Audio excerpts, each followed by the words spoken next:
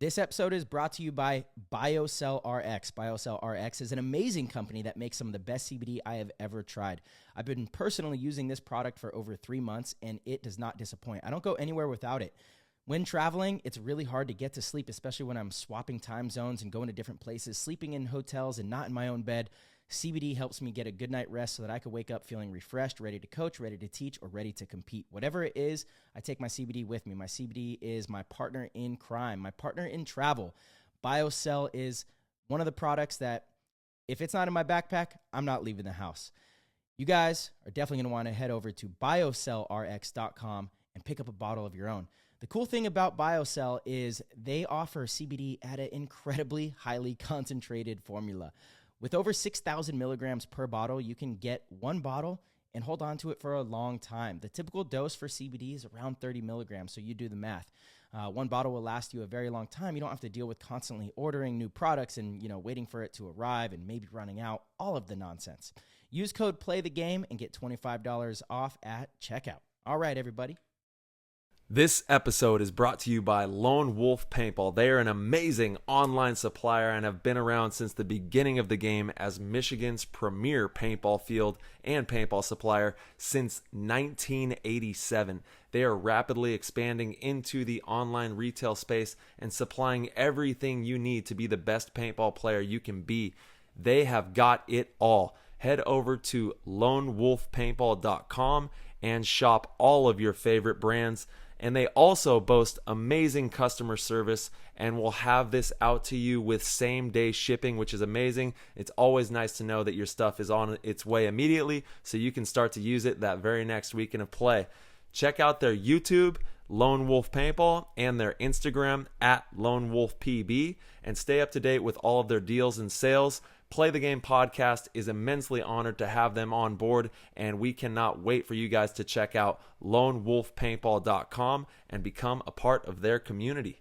Today's episode of PTG is brought to you by the one and only Trans Labs that brought the world two amazing products. First off, Transfuse, which is a hydration multiplier, and most recently they just dropped Transcend, which is a nootropic energy formula. No matter what you use, when you choose Trans Labs, you are going to be boosted and you are going to be ready to charge the paintball field and win out there. With Transfuse, that is a premium rapid hydration multiplier and immunity fortifying formula scientifically designed to replenish you at the cellular level. And they use all natural ingredients in this product. We've got zinc, we've got vitamin B6, we've got vitamin C, sodium, potassium, choline, and it is an amazing way to make sure that you're hydrated and prepared to play top-level paintball. When it comes to Transcend, that is a premium nootropic energy formula designed to increase cognitive performance, elevate mood and clarity while supporting long-term brain health, and it's going to leave you feeling great with no crash or jitters.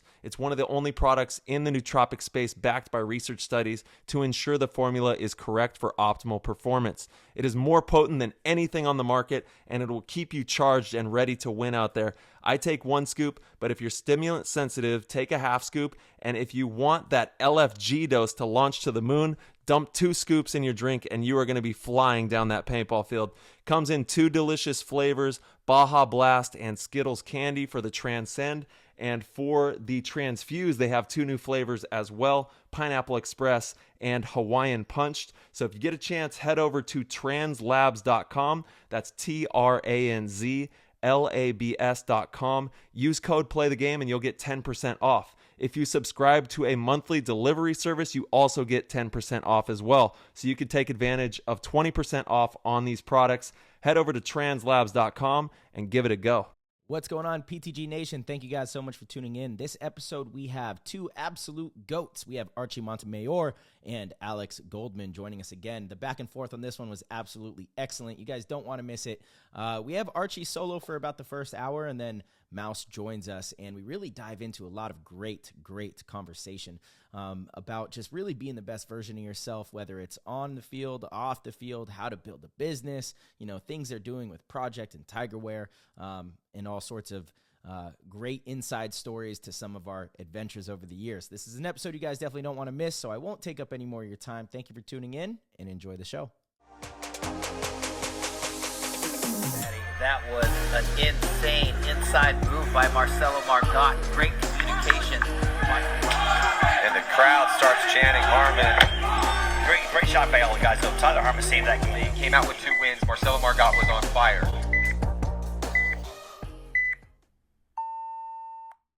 All right, everybody. We have none other than Archie Montemayor back on the show today.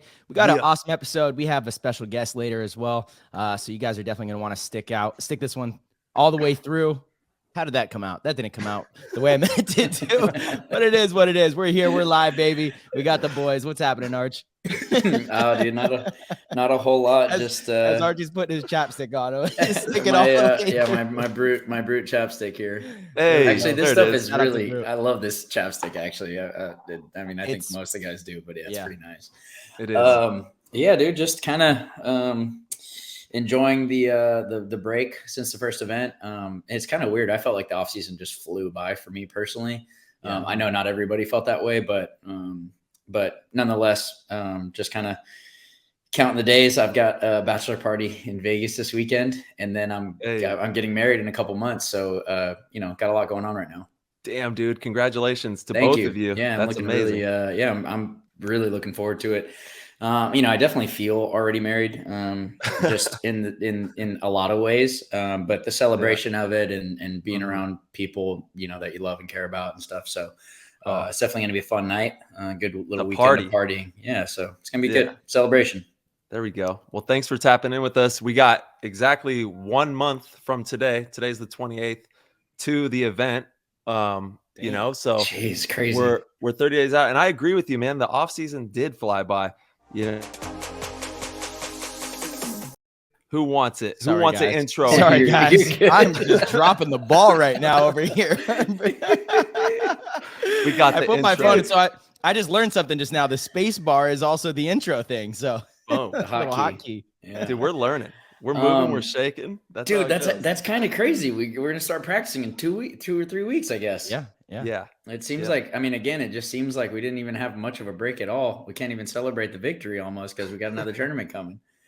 Yeah, and I've had stuff pretty much every weekend paintball related too, so it's kind of just been go. And now honestly I'm excited to get back to practice though, right? I feel like once the season starts, it's better to have more practices with the team and just kind of be together. And I hate when there's the long breaks. For me, it feels like an eternity, actually. I feel like, I'm like waiting and looking forward to the practices. I definitely agree with you in the sense of just being around the guys, but it's interesting because I feel like this season, like right now, we've got such a short gap, but like later on in the summer, there's like a pretty big one, if I remember correctly.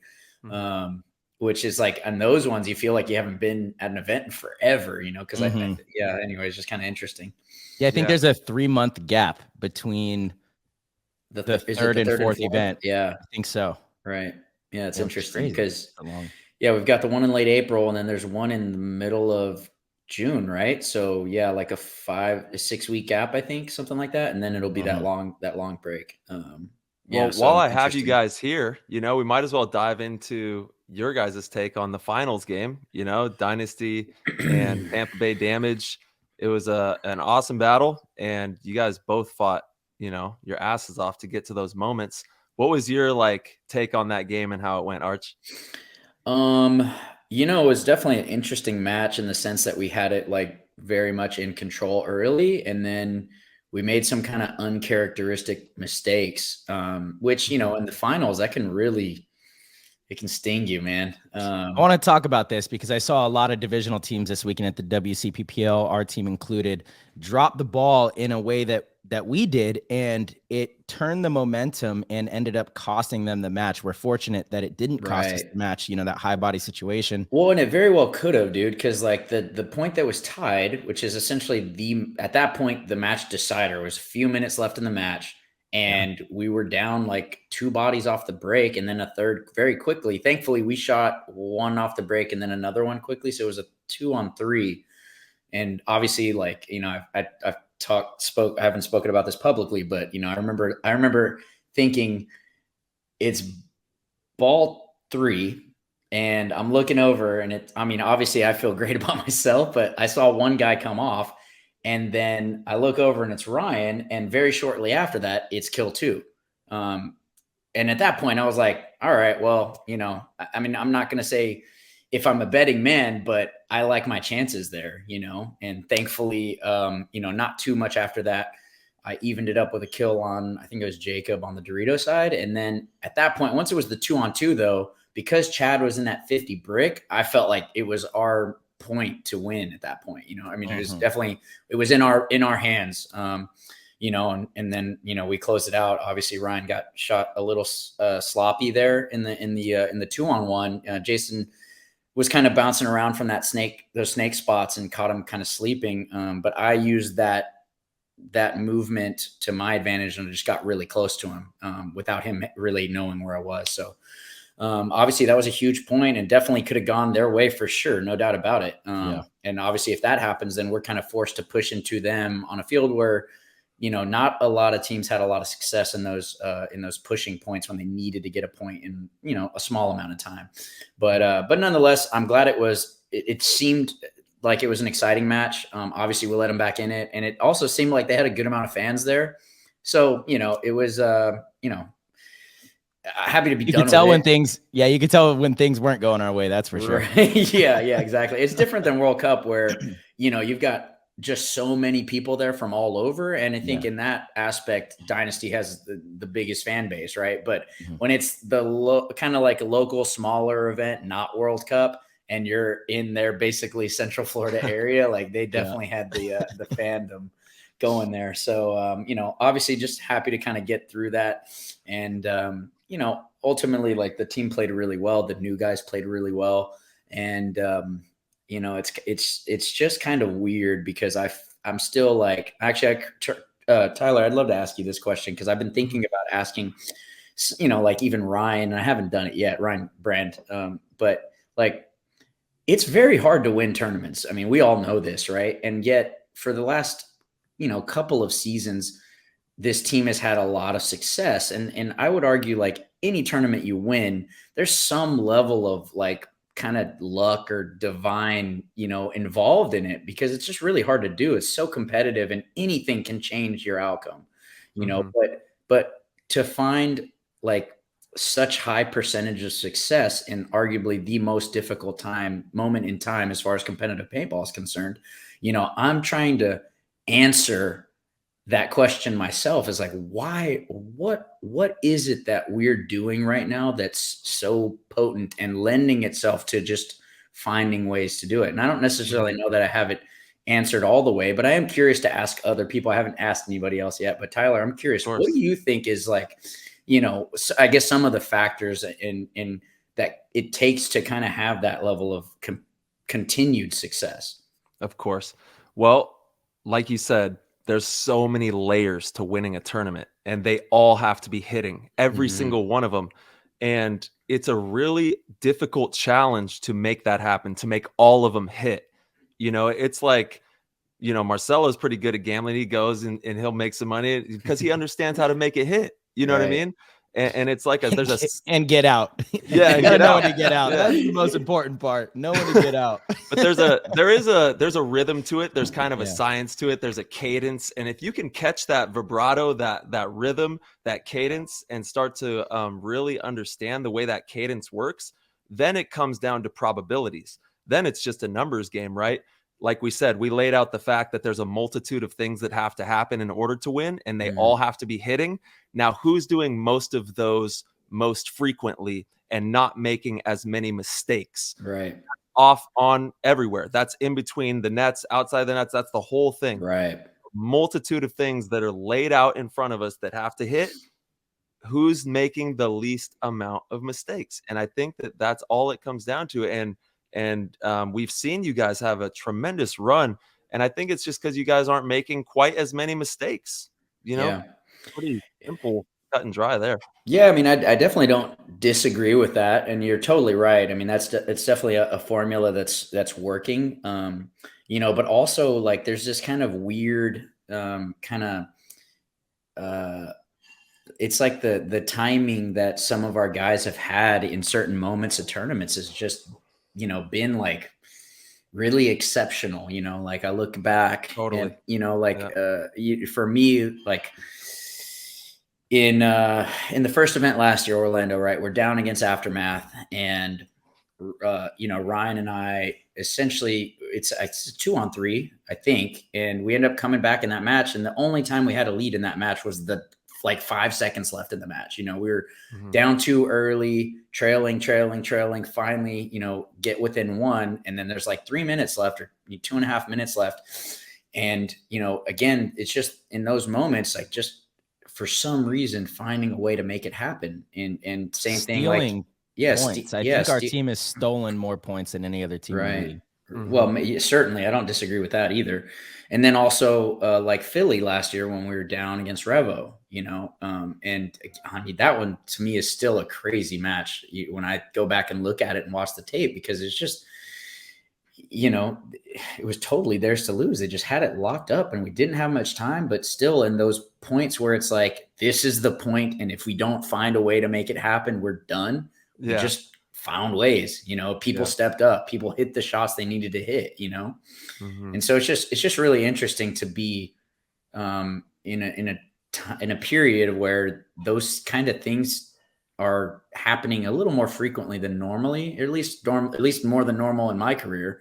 And then just making the most of our opportunities in the finals, like it's again, also that's the other thing. It's like when we've made the finals, we're winning. And that doesn't always happen. I mean, I know when I played on X Factor, when we first turned pro, we won I think 3 out of 4 of our first finals, but then we went on a spell of like 6 or 7 without a win, and that's, it's tough. It really it's gruesome almost, it's a difficult situation to be in because I mean, you think about a finals match, you're thinking you've got at least 50-50 odds, but you lose 6 or 7 in a row. And you're like, man, well, I don't know. What is it? What do you got to do to get that monkey off your back? But, I don't know. It's just been interesting for sure. And we got a special team for sure. And again, just finding ways to make it happen in those critical, like kind of do or die moments. And I think it is a factor of all the good things that we've got going on off the field, on the field, coaching, individual, everything, all that, even just the momentum from you guys having this podcast is a lot of wind at our sails, even just because you guys have so much of a fan base pushing and wishing, one of your teams to do well. Right. And so, and obviously the Hormy thing and even the project stuff, there's a lot of layers of support built into this system right now. And hopefully, I mean, all I hope for is that we just continue giving ourselves opportunities. I'm not saying we need to win everything, and honestly, I think even one win for me this season would have been a success. I would definitely say that before the first event, and now I'm like, well, okay, well, one more will be a little more nice, but not to be greedy, really, it's just about, trying to be there and having opportunities. You're not going to win them all, but if we have opportunities, I feel pretty good about our chances, and hopefully we take 1 or 2 more down, maybe, Yeah. And seizing opportunities. That's what it comes down to. Like you said, in the moment, taking them and making them yours. Yeah. Yeah. Those clutch, moments where it's just, again, this is what decides a tournament, what doesn't decide a tournament. And it's been nice to be on the good side of those lately. Definitely feel pretty fortunate. And the way, I don't know, I guess I could go on and on about it. Yeah, really quick, Archie, you kind of bring up an interesting point about the points that we've won and the different moments players on the team have had. When I'm coaching teams, often what I try to explain to them is if you want to win a tournament, you have to win the points that you're supposed to, and you have to steal some points that you shouldn't win. That's how you win a tournament, right? And it actually, I don't have any data to support any numbers here, but it feels like, and again, the last event is a good example. It actually feels like sometimes we lose the points that we should win, but we're winning a lot more of the points we shouldn't win. And that's kind of been more of our formula. And maybe there's something really interesting in that and how it really breaks the momentum and shifts the momentum in your direction, when that kind of stuff happens. Yeah, you're definitely right. That is definitely a strength on this team. It was something that I was thinking would be a strength on the team whenever I joined, because to put it frankly, like we have some of the best gunfighters in the game, and like the way I think about it is like, Sundays tend to slim up the roster. And obviously Marcelo is a seasoned guy on this team and gets a lot of reps on Sundays, certainly deep into tournaments. Ryan does as well. And I typically do as well. And when I think about it, I'm like, if we have us 3 alive in any point, whether we have 4 or 5 guys, it's no matter what, it's already difficult for the other team just by having us 3 alive, and that little, solid, like kind of backbone of a squad is really powerful. And again, like you said, you got to think about it from the other team's aspect where they're like, all right, we got to kill, but Ryan, Marcelo, and Archie are still alive. Like we really have to close this out tight or clean. It's just you force them to really kind of play in this like real crucial, those crucial moments, critical moments, and force mistakes out of people because they know how good they have to be in order to do something. And so then that's like a little bit more pressure on them almost. It's interesting. And that's usually when mistakes are made. It's when there's some, some amount of pressures and doubt start kind of clouding the space in here. And, it's all mental mistakes, mental errors for the most part, so it's just interesting. And yes, again, when you're met with a formidable opponent and you think you have to do maybe a little bit more than you do, that's when you kind of creep into those errors and mistakes. And that's when those points kind of get swung. And then it's a momentum thing. And they're like, man, shit, we lost that point. We should have won and we're already down or whatnot. It's just, it becomes insurmountable, Well, if you add up all the years between all the players and not just your team, but the top teams in the league right now, there are hundreds and hundreds and hundreds and hundreds and hundreds and maybe hundreds of years. Maybe thousands. Fuck it. Yeah. It's like some Dragon Ball Z type shit. I don't know what's going on here, but it's like definitely some ancient dragon type shit for sure. Yeah. I mean, sure. Yeah. Dynasty, you guys have, and hats off to you. I'm always going to give credit where credit's due. Congratulations on the success. And there's a reason for it though, obviously. Right. And that's kind of what, we're kind of getting at is there's a tangible way of making these things happen. If you do it together, you connect out there, you have great awareness and you capture moments and also I got to give credit where credit due once again, Alex Frazier and his timing and his ability to read players and tell them bluntly exactly what they need to do. Like, yo, no. he's just or what they need to hear too. All of it. Yeah. He's right. We actually posted a reel of you talking about Frazier and how he had a little bit of an impact as well on how you viewed a particular aspect of the game.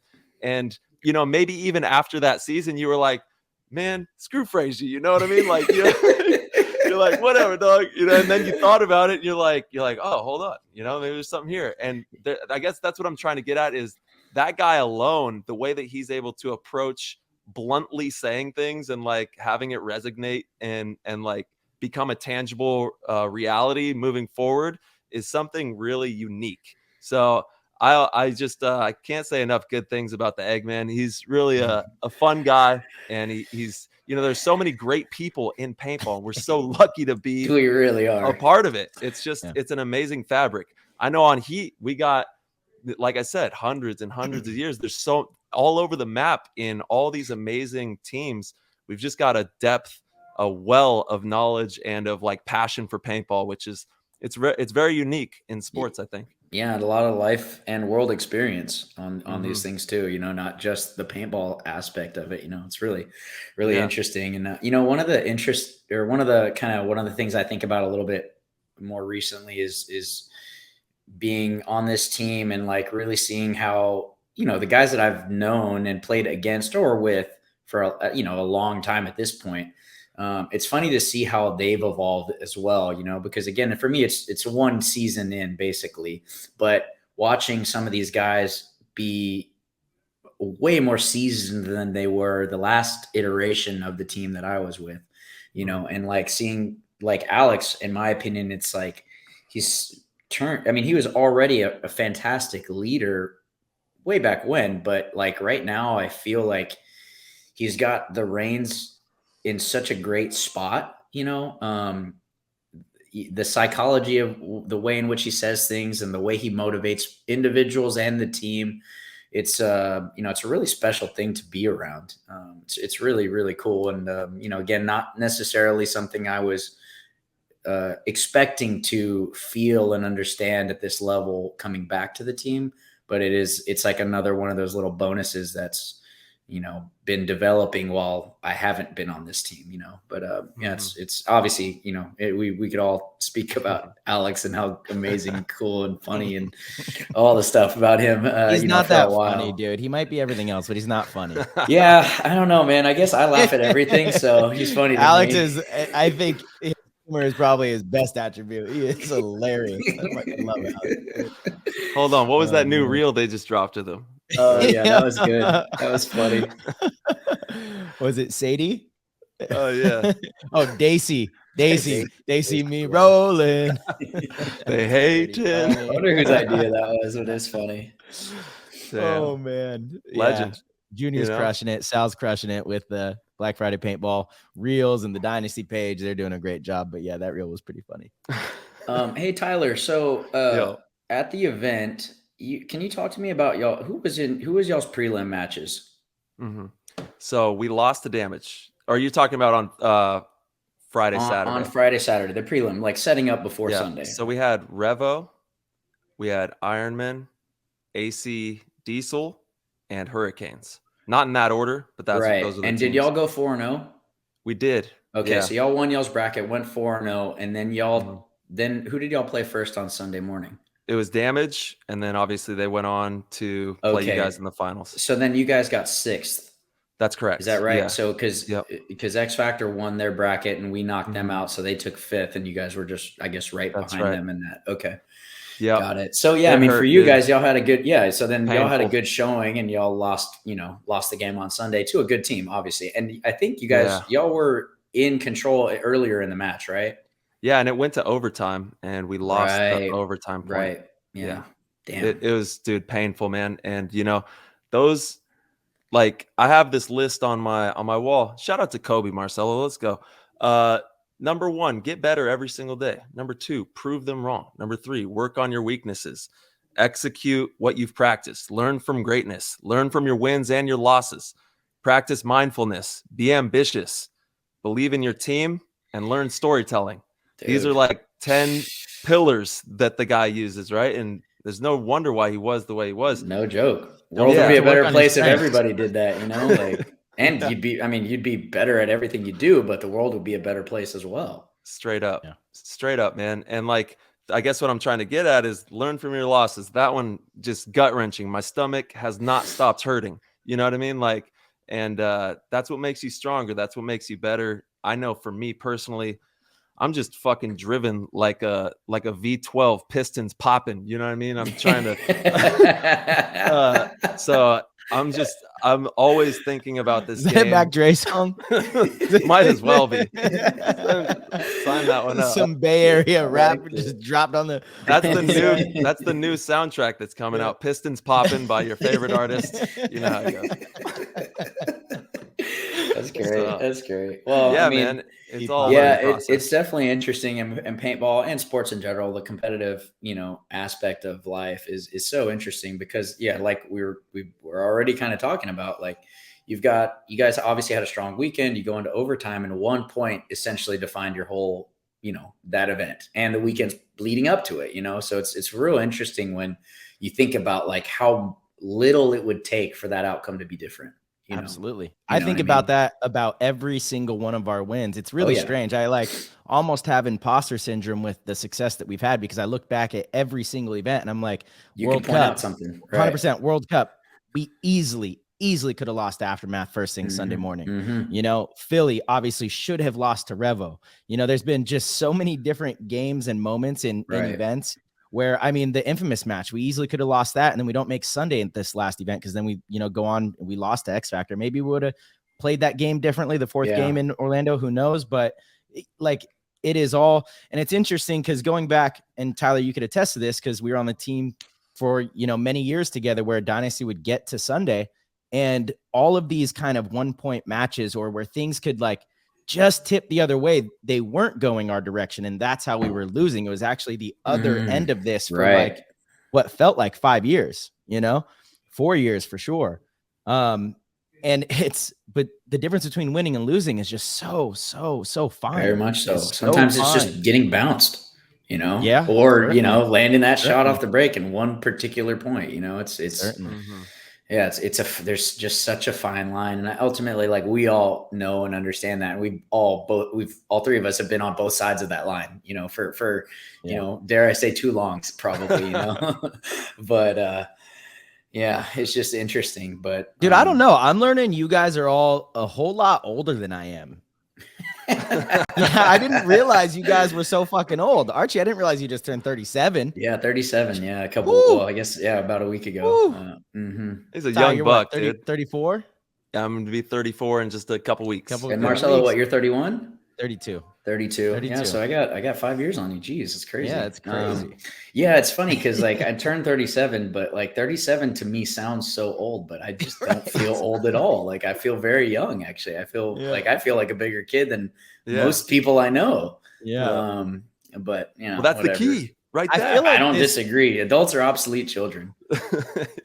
It might be the way with any sport, any professional athlete. Not sure, because haven't played other professional sports, but I think it's in part because we play a game for a living. Like, this is what we do full time. It is a game. At the end of the day, it's a game. You take it incredibly serious and all of that jazz, but it's a game. So, obviously you have a lot of other business outside of paintball, involved in real estate and whatnot, but there's this release, this thing that you could go to and turn to every weekend, every other weekend with your friends that you've known for a long time since you were a kid. And so I feel like those memories and those feelings are just constantly being kind of nurtured and triggered in a good way, because same thing. I mean, when I say 32, I'm almost like dumbfounded at that number, like, doesn't make sense. I feel like I'm 22, and when I see other people, I have a tough time even gauging now how old somebody is. I look at someone that's like my age, I'm like, oh, that guy's got to be 50. He looks he looks super old. It's like really strange, if they're not like in my circle. I don't even know how to explain it. But it's like meant. I'm like, do I look that old? I'm like, I have to look that old. I don't get ID'd anywhere anymore. So I'm like, I definitely look old. I like to think that I look younger than I am. At least that's the story I'm telling myself. Yeah, for sure. But I think aging well is it's something to strive to do personally. It's important, and granted, like, I intend to stick around on this big, rock we're on for as long as I can, and enjoy it as well too. Not just stick around for the sake of sticking around, stick around enjoying myself, I cannot imagine a day like not playing paintball.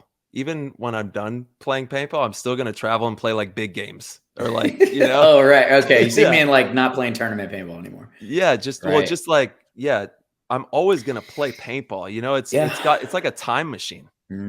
Yeah, I mean, paintball's great. It's definitely, we took a group of our friends to go play rec ball, like shortly after World Cup, and man, just those moments where you're just in those like big rec ball games, and and you can't even guess what other guys, like rookies, are gonna do. You know what I mean? Like, it's just chaos, but it's so fun. It really is like such a joy to be in those kind of moments and have those kind of feelings.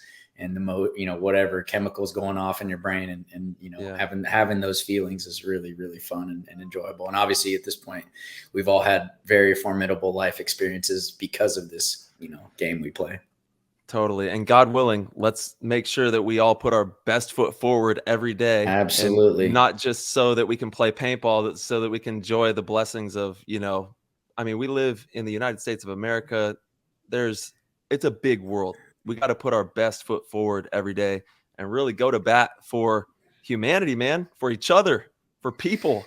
You know what I'm saying? Lead by example, man. I agree. I totally agree. I mean, everything. When you talk about like society, man, like there's momentum is everything. Like you're either getting better or you're not. And hopefully there's more people kind of shining light, spreading good stuff, and inspiring people, and then the collective consciousness, if you will get a little brighter and a little bit bigger and nicer and sweeter for those that will come after us. Yeah, do it for the kids, for the youngsters. That's what it's all about. Archie, for the future, Yeah, 100%. Kind of talking about age here. Obviously, you've done it all. Could retire easily, at the end of last season and have one of the best careers of all time, be considered one of the best of all time. What's been your motivation heading into this season? What has been do you have any personal goals or things left that you want to achieve? Or is it fun, or, what has it been? I don't have a lot of personal goals anymore for as far as paintball is concerned. I've got some other personal goals outside of paintball, but inside this sport, not really, because I feel like I've had an incredible career. I've had a lot of great teams. I've played on great teams. I've been around great people. I've learned a lot. I've taught a lot. I've had some great team and personal success. There's not a whole lot. I'm really happy with my career as a whole at the moment. But as far as what inspires me, I would argue it's the same things that inspire me in my normal life is kind of really just blossoming into whoever I will be, and like loving that process of it, and, finding routines that I enjoy and that lift me up, and trying to shine light when I can for other people to see. As far as this season is concerned, like I said, I think after last season, I had some intentional, meditations, if you will, to think about what I wanted from this season, and also to think about the last year. Essentially, we had again, and I hate to say it all the time, but we just had such a powerful year. It was such an amazing year to win 3 out of the 4 big ones. And it was and obviously World Cup was incredibly special, having Oliver there, and, him actually playing on the field in the finals and winning the finals MVP, to be around all that energy and goodness. And so many people just wanted to see that, and at the same time, we had a lot to prove too, because we'd won 2 of the events, but we didn't do so good in the minors. And then at the end of the season, Impact could have came in and just totally derailed our year, or what Heat too. Heat was Heat right could there have too. Right. Yeah. They were within reach, but, and that, not to say that would have sucked, because, ultimately we still would have had a great year, even if we didn't win World Cup. But to kind of like rise up in that tournament when there was what seemed like a lot at stake, we had a great season, but again, if we got that kind of swooped in at the last second, our season would not have been as sweet. And so to rise up in light of all those things and really just kind of punch it home, it was just really powerful. And then to think about like, well, shit, what's next? Like, what are you going to do next year? And the reality is, what I'm thinking about is very practical. Is like, I might not have a season like that ever again. Right. And honestly, no team might have a season like that ever again. That's a realistic possibility. And so then the thing is like, well, all right, that was a phenomenal year and it's done. And at this point, what's the plan? And my goal was, like I said earlier, is to win 1 event this season, but to be having those opportunities to make things happen, and ultimately like, feeling those moments, being a part of those moments, like feeling every emotion that's involved with those moments is very important to me, because I feel like when you're tapped in like that, you're only gonna continue to show up in ways that, only you can show up, as your super authentic self. Right. And so like, for me, that right now is what I'm really trying to focus on. That's what's very important to me. Like really feeling, things that are very hard to explain, but like trying to feel everything I can, from as deep in my body as I can. Deep in my body, or deep in my brain, or deep in my heart, feeling as much as I can.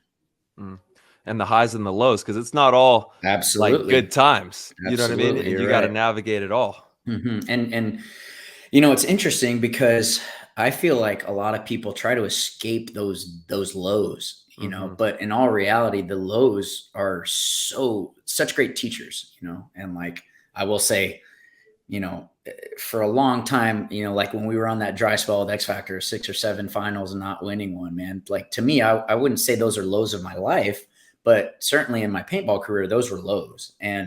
But like staying positive and having my little mantras and the things that I read and look at and digest to uplift myself and keep me going and push me further to learn, to better myself, and as a result of that, better my team. Those things are very important. But a lot of people, and we live in this society of like instant gratification and stuff, but in all reality, like instant gratification sucks. Really sucks. And it's a real big detriment to you, to your team, to your family, to anybody you converse with, because you get accustomed to these things without like merit, or it's tricky. And so like, I really do believe that most people would benefit from really getting into their lows a little bit more and figuring them out and learning from them and moving forward, but in a very positive and like, in a learned way. And I mean, I think the best way to do that is by like connecting with other people in a really naturalistic way, just face to face, asking good questions and like having good conversations, because there's so many ways to put a band-aid on things, especially right now in the modern day and age when you have 1,000 things hitting you from every different direction, and it's happening so much quicker now than ever before, so you can really band-aid things up quick by just moving your attention, being occupied. Exactly right. And the thing that's interesting about that is specifically right now in this moment in time is literally every company in the world is fighting for your occupied time. They're all trying to fight to get a push notification on your phone. They're fighting for a beep on your fucking watch or in your AirPods. They're all fighting for that, just, fractions of time. And again, so we're just like constantly just looking around like, fuck, these guys are, all day long, every single day. It's quite a fascinating thing. And yet if you can get away from that, you'll actually can learn quite a bit about yourself and the world that we're kind of spiraling, living in essentially. Yeah. And I mean, I just want to put this out there. PTG, for everyone listening, we've got your back. If you ever need anything, this community is one of the best places in the world. And we're always going to be here for anybody, paintball community, not paintball community, it doesn't matter. That's one of the coolest things about creating this podcast and having people like you, Arch, March, my brother, everybody that has made this thing possible, all of us all coming together in the name of paintball for something that we all love to do. But it's transcended that, and there's so much love pouring out through this game. And it's a very unique infrastructure in the sports world. Like there's very few sports that are like paintball in that regard. Yeah, I mean, I definitely feel fortunate. I feel like most paintballers know how blessed we are just for the community aspect of this game. You know what I mean? Like if you play paintball and you meet somebody that plays paintball, like it's like a shared respect and like kind of like love for the fact that, the people and the things that we experience and the camaraderie and also the level of support, within the industry. And obviously, when there's competition involved, sure. But outside of that, it's really a very positive kind of world we're in the paintball ecosystem. It's really super awesome. It's one of the things I feel like we're very fortunate, obviously, of a lot of the experiences of playing and learning and teamwork and all that stuff, but just the community outside of even playing is so special and unique. Yeah. And I mean, you with Project and everything that you guys have done as well have connected in a tremendous way. So I kind of want to dive into that and talk about any new stuff that you have cooking up with Project. Yeah. So, I mean, obviously it's interesting because we've had such a great run so far with the brand. And it seems like we just kind of keep nailing stuff, and we keep making people happy, which is really nice. We've got some bigger stuff hitting relatively soon within the next few months. We've been working on a private label LV2 and CS3, which I'm hoping we'll have both of those, in the somewhat near future. I don't have a timeline at the moment. We have a force design that's finalized. And again, one of those things where it just needs to get scheduled and processed, and that will take, many months, but we'll see how long that happens or how long that takes. But we're definitely really excited about that. And then on top of that, I've got something else new that's cooking. Lately, I've been spending EJ Kid Mongus. Kid Mongus.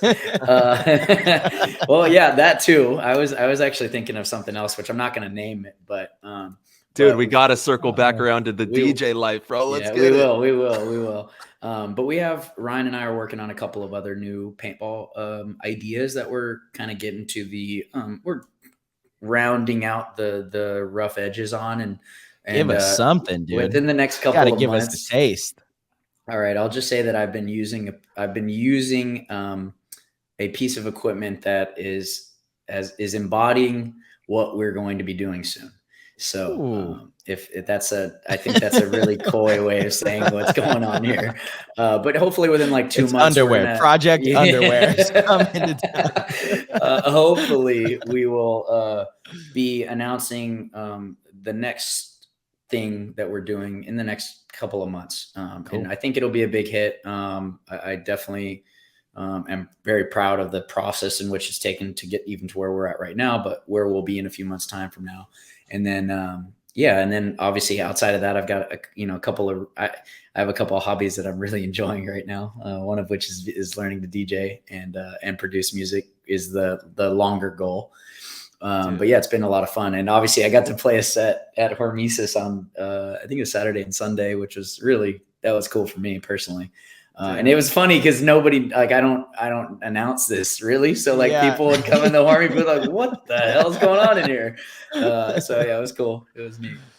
Dude. All right. So I got to dig in on the DJ stuff. Like, what's something that you didn't know prior to doing that aspect of, creativity that you have come to understand a little bit more? Right. Okay. So the power of dance. So if you look up like the history of dance, it's actually quite the thing. You can alchemize, you can feel good, you can literally shake shit off of you just by dancing and moving your body.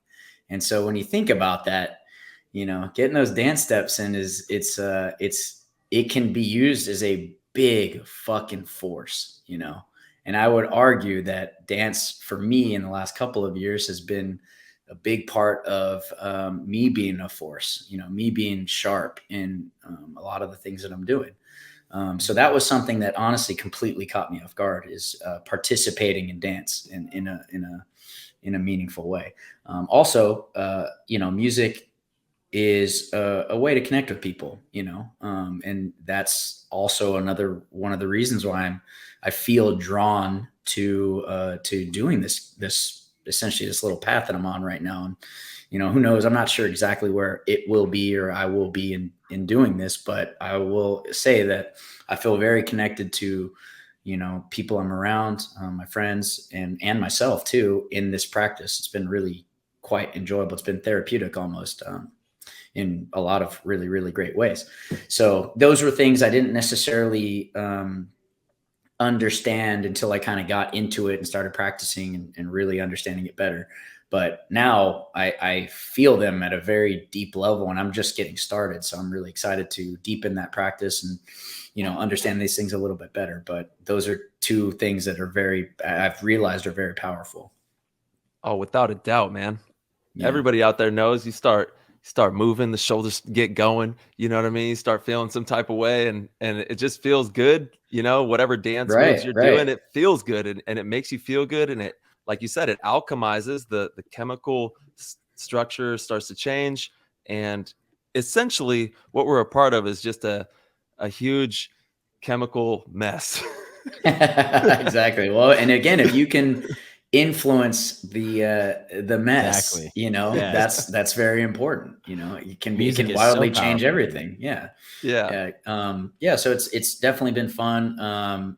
For me, like playing at Hormesis was cool because I used, like, for the first time, like, I have a pretty nice setup, and I've ordered a really nice setup at this point, but like professional, like what Maddie uses, like that's what big time DJs use, you know, like that's what Diplo uses. Shout out to Matty the DJ, by the way. Yes, Not sir. Matty Yeah. Marshall. He's up there mixing too, but we're talking about Matty the DJ. Yeah, Matty hooked it up and he was really awesome. And yeah, I was kind of joking around with him before the event because he said he was DJing, and I was like, dude, I'll bring my flash drive. And he was like really encouraging me to just dive in and do it, you know. And again, I hadn't played on that equipment before, so that's a little bit of a learning curve too and whatnot. But yeah, the whole experience for me that weekend was really cool. And it was funny because like I didn't think I played on Saturday for like, I don't know, a couple hours maybe.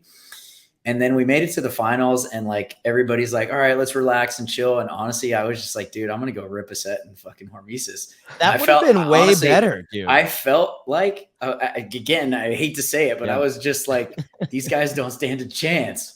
You know, like that's all I was thinking while I was in there, just spinning in there.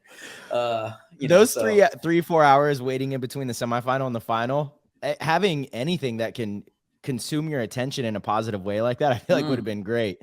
You know, yeah, it's true.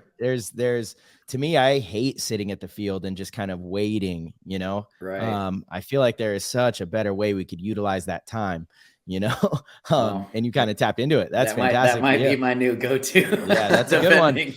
Yeah. So, I mean, I enjoyed myself. That's for sure. Hormesis resident DJ on the resume. Mm-hmm. Yeah. Maybe I'll play in the at the Round Rock event. Was that your first set ever? Like public? Like public set. Yeah, absolutely. I played for like a couple of friends and stuff, but like not a group of people, not public. No, not at all. In the books. Yeah. It's in the books. Yeah. So that was, you know, and again, like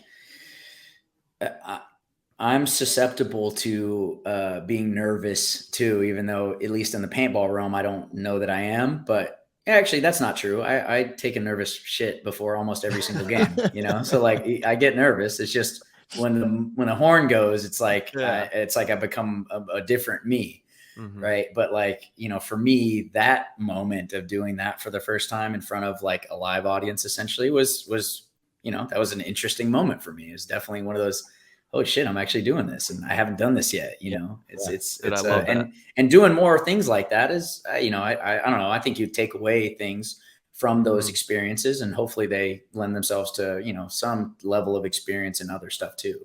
But yeah, that was it's definitely an awesome part of the weekend for me. Definitely, you know, I think I relate, obviously winning was great, but that me playing before the finals was up there as far as like highlights for me that weekend. It really was. It was up there. Dude, that's rad. You know, it's really interesting how things work mentally. No matter what sport it is, no matter what, you know, profession it is, when you do it in front of other people. And, you know, paintball, it's interesting because I personally don't get that. I feel the excitement, you know, I guess there's maybe because there's a little bit of nerves, but I feel so comfortable in that zone because we've done it for a long time, right? I know you both do as well. And we prepare, we know that we're prepared. We know that we're ready. So like, I don't know, the crowd doesn't really get involved. But if I'm playing pickup basketball at LA Fitness and nobody's watching, but we're playing, I play great. If a couple people come in and they're kind of hanging out watching, or there's some new players that I think are like really good, for some reason, sometimes shots aren't going in, you know, and I'm like, this is all mental. This makes no sense, you know, or when we go golfing.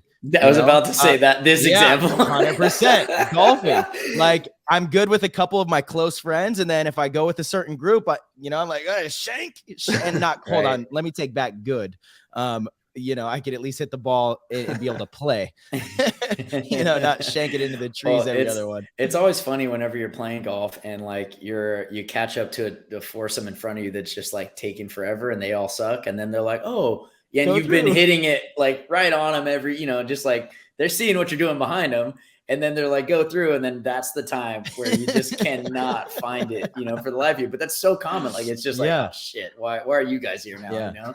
That's funny. It's an interesting thing of psychology and what people have to, you know, get over mentally and how much of our own selves hold us back from being good at things. Right. And it really, it's just those thoughts that creep into your head that otherwise, when you are in tune enough, like what we do in paintball, it's like those thoughts don't even get into our sphere at all because we're just so in that moment and in that zone. But again, it can be very easy to let something come in and then you're like, wait, what? And then again, you're not in that same level of expertise that you were just a few seconds prior.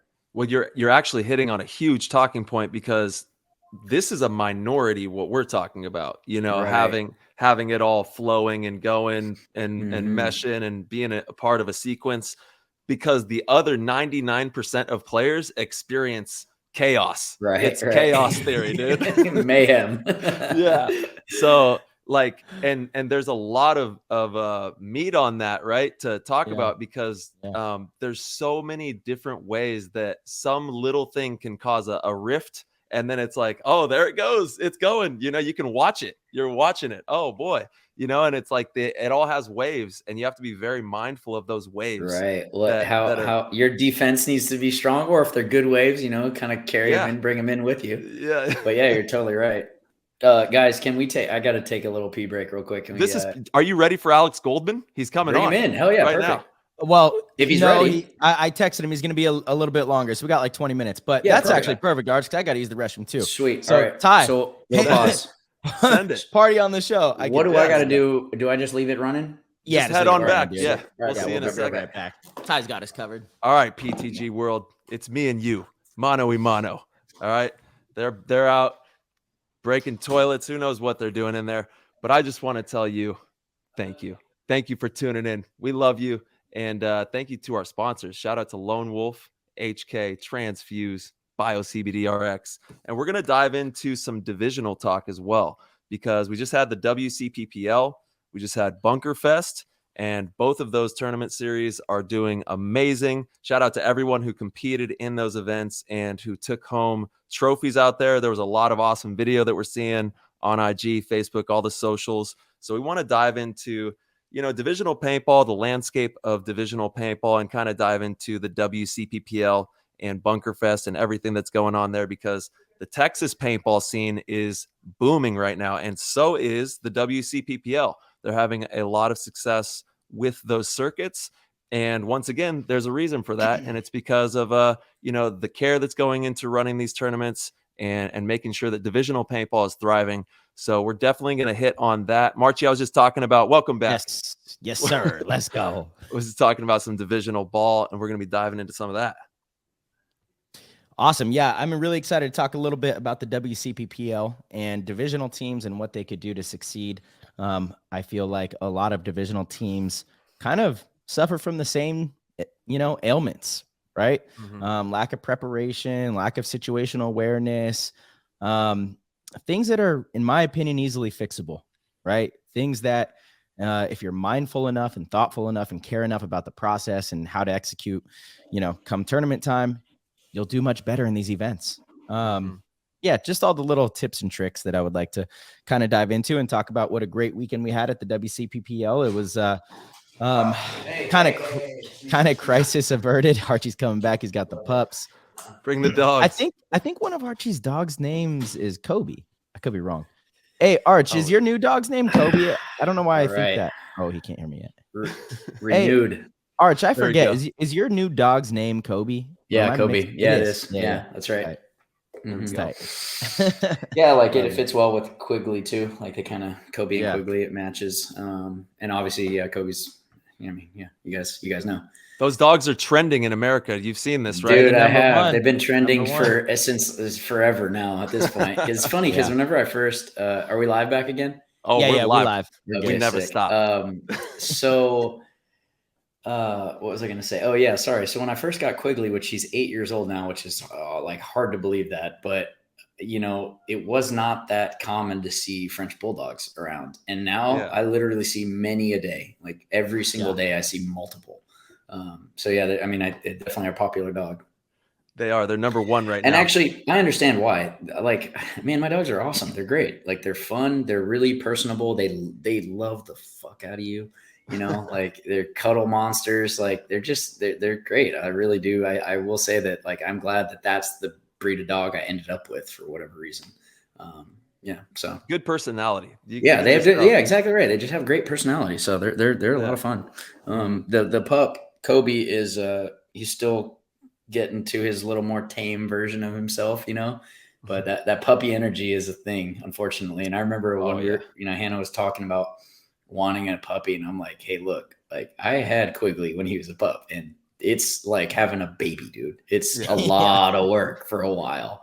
Yeah. And I know at least at some moments in the last year or so, I think she may or may not have been ready or close to being ready to tap out.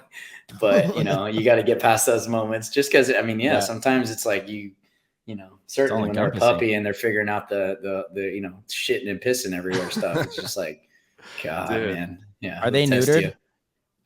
Quigley is, although by a freak accident, he wasn't intentionally neutered. And I believe we're going to probably likely neuter Kobe. Ooh. Yeah, it calms him down a ton. I feel so bad. True. I know. I don't know, man. And I know I'm weird, but like, I don't really like things that are unnatural. You know? I'm with you on that. And at the same time, French bulldogs aren't really that natural either. You know, they've been bred to be what they are, you know, but you know, I don't know. I have an awareness. But it could have happened. Maybe it could have. Yeah, maybe. Yeah. But yeah, I'm not like a big fan of things that are unnatural in general, like without a great reason for it, you know? So, certainly. But yeah, so Quigley, this is like, it must have been 5 years ago, maybe 4 years ago.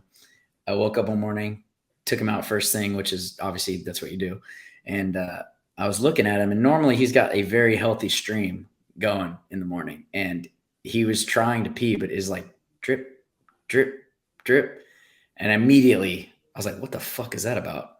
I took him straight to the pet hospital, and he basically had like stones, like bladder stones lodged in his member. Yeesh. So he couldn't pee. Yeah. So he had to get surgery right then and there and cleared them all out. Well, what's interesting is they were trying to dislodge these pieces while he was under, and they weren't successul in it. Right. Dude. So they had to basically, this is kind of funny, but I always think it's funny when somebody looks at him weird when he's peeing. They had to basically cut a second pee hole, like at the base of his, member. And so now what's funny is that was going to be where he's supposed to pee through now, right? No way. But literally the day after surgery, I get him home and I take him to go pee, and his main line is working again. So now every time he pees like this. He's got double. Exactly. It's super funny. And obviously Quigley he does not know he's peeing behind him either. So like, every once in a while, you know, he's pissing on something he's not trying to piss on, or someone, you know, another dog's kind of like trying to investigate. They're getting peed on. Yeah, it's it is funny now, but that day I was a mess. Because I'm glad he's okay. Overnight. I mean, in the moment. In the moment, you're like, oh my God, you know, like, it's the worst. It's a little bit of a funny story. It always cracks me up when somebody is like somebody new sees him pee like that. They're like, what is going on? And I get to tell that story. It's funny. Dang, man. Well, we were actually just diving into, there's tons of good divisional ball that had just happened this last weekend. We had WC, right? And Bunker Fest. Bunker Fest too, right? And that was like, I think that's the biggest event, non-national event in Texas. Dude. I would imagine it is. Yeah, I know there's a big buzz the biggest about Bunker Fest. Right. Yeah, for like big prizes, I guess. That too. I think that was one of the main things that was getting it traction early on. I don't pay a lot of attention to divisional ball. I don't coach any teams. I'm not really hands in a lot of that stuff. But I do know that some of the gripe, at least for what I hear, is that the big events don't. Like, they pay a lot of money, but they don't get anything if they win. Right. And I don't necessarily know if I agree that they should, but but Bunker Fest is hearing the cries, and I think that's part of the success there. But obviously I heard the event was run really well, and one of my groups of friends won. Actually, a couple of groups of my friends, Outlaw guys won. And then some of the notorious FSU guys, which obviously they're divisional players, but I know a lot of those guys.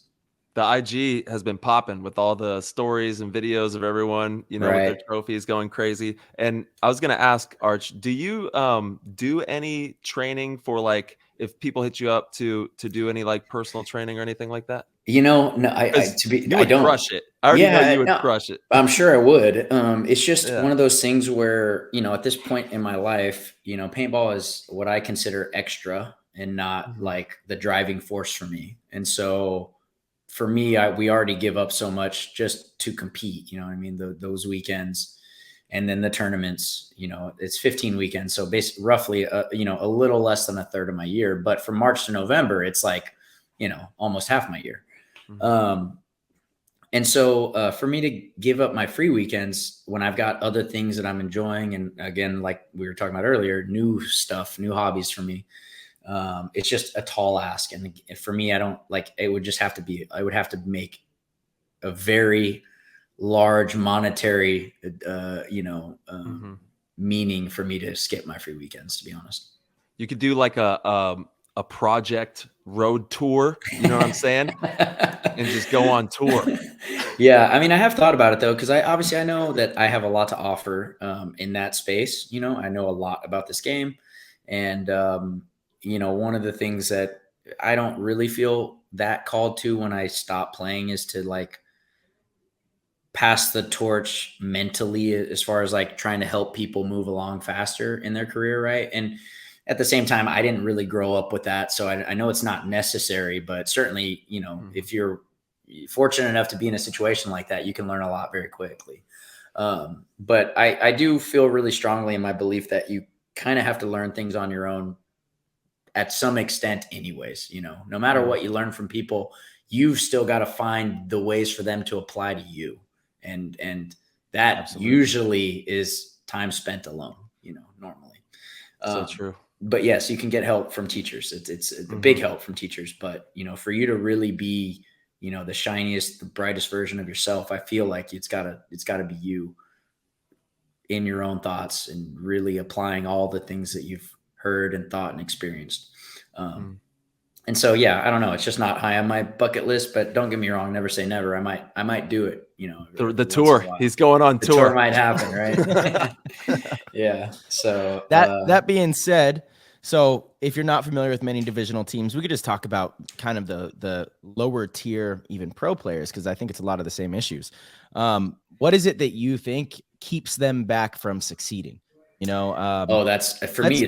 It's very easy. Just not being honest with themselves. You know, like I actually, this phrase that I say sometimes, which is the stories people tell themselves, right? Yeah. You know, dude, you got to be honest with yourself. Because if you're not, how are you going to address what needs to be addressed? You know, people are very much, they want to talk about, you know, the point they dove in the snake and they had a bunch of backs to shoot, you know, but they don't want to think about those points that are, you know, maybe not ideal, where they could have made a better decision, even if they made an okay decision, or they don't want to think past the okay decision. You know, they don't want to say that they got bounced going into the snake, right before so they actually made a bad decision, and then right. Also true, right? So, like, you know, to me, to sum it up in a quick phrase, is be honest with yourself. You know, like you know, and another way to explain it is like, is the point that you just won, was it what, I know Marcel and I have had this conversation before, but was it circumstantial, or did you do something that was really great to win that point? Because if you won a point and you didn't do much to win it, well, then guess what? You have a lot to do. You got a lot to improve on. But so that's what I'm saying. It's like sometimes it's circumstantial, certainly in paintball, man. Like, you know, let's say it's a 3-on-3 and they're all looking one way and you're just trying to go after one guy. You run down the field and nobody's looking and you shoot them all. Like, yeah, sure. That's great. Awesome move. But at the same time, like, you should be looking for me, bro. Well, no, because I know you're doing the next step, which is trying to find the circumstances which that wouldn't work, so that you can see that again and again and again and again, and make those moves consciously, right? For a determined reason, you know, versus just doing it, you know. It's like we talk about the flashy players in the league. Right. I mean, if you could run really far off the break, use your speed to get into a really good spot, sometimes you're just going to make it and people aren't going to see, and you come up and you shoot 4 people. Does that make you one of the best players in the league? I don't know. And we're going to have Mouse on here soon. It's actually what I think makes Mouse one of the best players in the league, is because he can do that, but he can do all the other stuff too. Right. You know, and so that's why cerebral. Absolutely. Yeah. He understands situations. The decision making. Yeah. To me, that's the biggest thing that separates the winners from losers in any division. Right. And yeah, being honest with yourself, I totally agree with that. Well, but I've learned, you know, again, like I guess it's kind of all very similar, but that sense of really understanding what's happened and how to learn from it, and like what you're saying is a lot of people just don't understand it. They don't necessarily know. They can't point their finger to it, and that comes from a lot of practice. Like I know for sure I practiced that for years. Even before I was pro, it was kind of one of those things where just really being super critical and dissecting every point of paintball I played. Every literal point of paintball I played that was an X-ball point or a 7-man point. It was like, all right, well, what did I do in that point? Right. And I'm trying to answer these questions as honestly as I can. What did I do? Okay. Could I have done better? Right. If I got shot, how and why? What would I do differently to not get shot in that particular way? And let's say I went down, shot everybody. What allowed me to do that? Was it circumstantial? Were they all just looking the other way, or did I have to earn it in a really difficult, skillful way? And if so, like if I didn't earn it, what would I have done if they tried to stop me in a different way? Right. So now I'm making it even harder on myself to figure out what I would have done. Right. Mm-hmm. And once you start doing that for a long period of time, then you just start kind of like having this level of awareness on the game, and it makes it quite easier. But again, like that initial process is very important to the end result. Yeah, I totally agree. I mean, I found myself doing that with coaching as well. Like this was the first event that well, not the first event I made mistakes, obviously, but the first event that I made multiple mistakes that I haven't made before, and it was really interesting, on my drive home, the whole night, I was so frustrated with the mistakes that I had made. There was this one call that we were up points, and I sent, on an audible, I sent one of our players to their side on the break, this big brick, and it worked like a charm and got in there undetected. He's looking the side that I thought they were going to push down, the Dorito side. They didn't. Somehow their back center guy saw it, comes and bunkers our guy, now is in bonus territory and is alive on our side of the field in our brick, right? So like that move invited him to make a good move. Right. Because I didn't have somebody looking over him. Like that's a small oversight that in the, in that window, in the quick turnaround, I didn't put somebody on that job. There was another point where and I'm sure, when Mouse gets on here, he would love to give me some shit. First thing he did was call me and was like, so Kyle's a better coach, huh? Because Kyle's team won, the TJ Bastards won. And I was like, yeah, dude, TIGERWEAR finally won something, so I'm happy for you guys. We'll let him know again once we have him on here. He said 5 minutes, so we'll call him here soon. But it was a 2-on-1, and we were down points. So I'm obviously, and we were the one, and so obviously I'm waiting to blow the buzzer. The situation was, really muddy pits and kind of hard to see the field, and their team was on the far side. So our guys in the back center, they have a guy in the Dorito and the Snake, pretty much the worst positioning for a 2-on-1.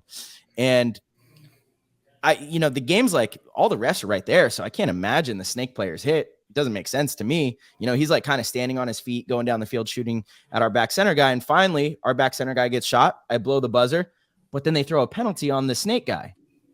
And I'm like, our back center guy was shooting Dorito way. So that hit had been there, like what was the ref doing is my thinking. But unfortunately, since I blew the buzzer, it's points over. Points over. Right? Yeah, exactly. Yeah. And it actually, that's tough. Yeah. Kyle did the same thing against us in the prelims. And it made me, I'm like, it's kind of weird for that situation to happen, twice in one event. I kind of chalk it up to the refs not being on it because I don't know. It just doesn't make sense in a 2-on-1 situation that's happening, right? Like there's so many refs and so little players. Man, as soon as someone's hit, you should kind of pull them out. But it's a weird thing. I wonder, I feel like there should be some sort of rule change there, to be completely honest. If it's at the same time. Right. That's definitely tricky because, yeah, like you said, it's like you're blowing the towel under some level of known circumstance. But as soon as, again, if you blow the horn and then they see an obvious hit on a guy, well, that guy's obviously influencing the game with a hit on him. So it's like that negates the horn you blew. Totally. Yeah, you're rewarding cheating right there. I feel like you're rewarding cheating. I've been meaning to call Jason because it really is an interesting thing. And I'm sure I almost guarantee he's thought of this already. He has.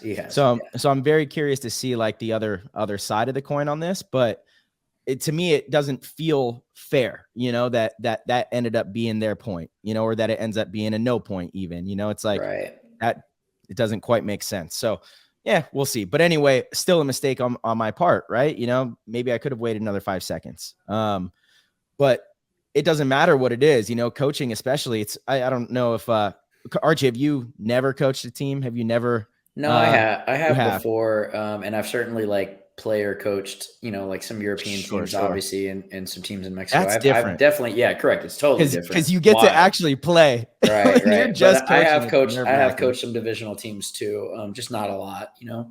Yeah. But yeah, I mean, it's definitely, it's interesting, you know, that's a whole other monster. And totally.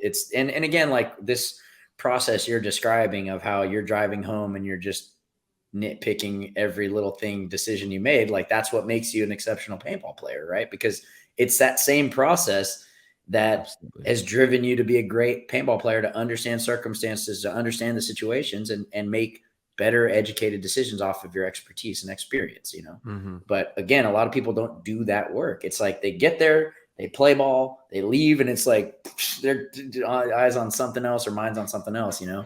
But 100%. It's like that time not on the field is actually super valuable. And again, I don't know if I've talked about this before. I'm pretty sure I have, but like, I always think it's so funny when people want to be at the field all day long and practice, like as many points as they can play in a day. Like, it doesn't matter if we didn't play 50 points, we did not have a successful day. Yeah. Right. And it literally makes no sense in my head. Cause I'm like, what if all the 50 of those points are garbage points? You know, like what if you didn't learn anything from those points? That actually has nothing to do with it. If you can, like, I would argue you could learn a lot from like 15 points in a day, especially if you said you played a point and you came off and you talked about it. And then in 30 minutes later, you went out there and you played another point and you talked about it. Right. But that like almost doesn't happen in paintball. It's crazy. It's kind of how our practices have been. I don't disagree with that. And I would argue that that's a formula that we're figuring out, you know, because dissecting and understanding things at a deeper level than just Archie. 5-on-5 we're playing, whatever. No, see, and the other thing I also like is I actually like revealing my secrets, right? Because I have enough faith in who I am as an individual, as a competitor, as an inspirer, that if I raise the bar of everybody around me, what that does is allows me to now be pushed to push that bar even higher, right? And I think that's the beauty of what competition really is about. I don't think it's actually about winning. Because, like, again, we've already discussed winning. I mean, there's some level of luck involved in winning, right? But the process of elevating is something literally everybody on this planet should be trying to do. 100%. You know? And it logically makes sense, right, kid? When you say it out loud, you're like, yeah, you play paintball, then you think about it and you make good decisions. You have good communication. And it's crazy that there's not more teams, and not only in the pros, but in divisionals. Like you said, most of the time, they're just trying to burn through them. They're like, yo, we got points to play. Exactly right. We got points to play. And, all right, and boys, those points it's are time. great. Get them in here. Time. Let's get them in here. Mighty Mouse. There he is. New PTG. Is this resident. FaceTime or just audio? Just audio. Yeah. Yo. There he is. How are we sounding? Oh, we're sounding great. What's up, Mouse? How you doing? In here too. Yo, Mouse, we got there Kid. Go. We got Kid in here. We got Mousy. We got the whole crew. What's going on, dude? How you doing? I'm doing good, man. Actually, I've been dragging ass today. I didn't feel like I got too much rest over the weekend. We had a TIGERWEAR booth at the WC Hinman's League. Yeah, no, it was a great turnout. So I'm just a little tired today, but you know, we never stop. That's it. Working hard. Dude, you know how it goes. What's Archie talking about, man? What? Did he admit I'm the best yet? Who? Hey, remember what I said earlier? The stories people tell themselves? We've been diving in. About the stories people tell themselves. Speak it to existence, man. Yep, he did actually. He did say that, Mouse, a little bit earlier when we were talking. He was talking about you. For real. No, straight seriously. up. I'm not playing games. I've said it so many times. I really believe it.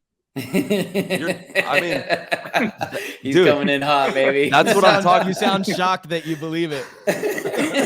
No, not at Bro. all. Damn it, I've said it so many times. Bro, we've been talking about this actually, Mouse. We went into a deep dive about the power of the spoken word, and you're spot on. And I know that you're experiencing that as well with TIGERWEAR. You guys are speaking that into existence. You guys have been working really hard with that project. And so talk to us about WCPPL. How was it out there? You guys got some new threads I saw out there, so talk to us. Yeah, I mean, we would have liked to have been out there all 3 days. It just would have been tough. I had to work. Kyle was coaching. So I think going forward, we're going to try to figure out how to get someone else involved in the staff and help us out at the booth, because we're just having a great turnout and the feedback's been great. I just think it's just a better look of not just doing online sales, but, you know, going to these tournaments and engaging with the customer base and In the talking trenches. to these kids. Yeah, man. And it really isn't, I don't feel like it's hard work, because I just enjoy being at the paintball field and whatever, you know, it's a lot easier than the 9 to 5, that's for sure.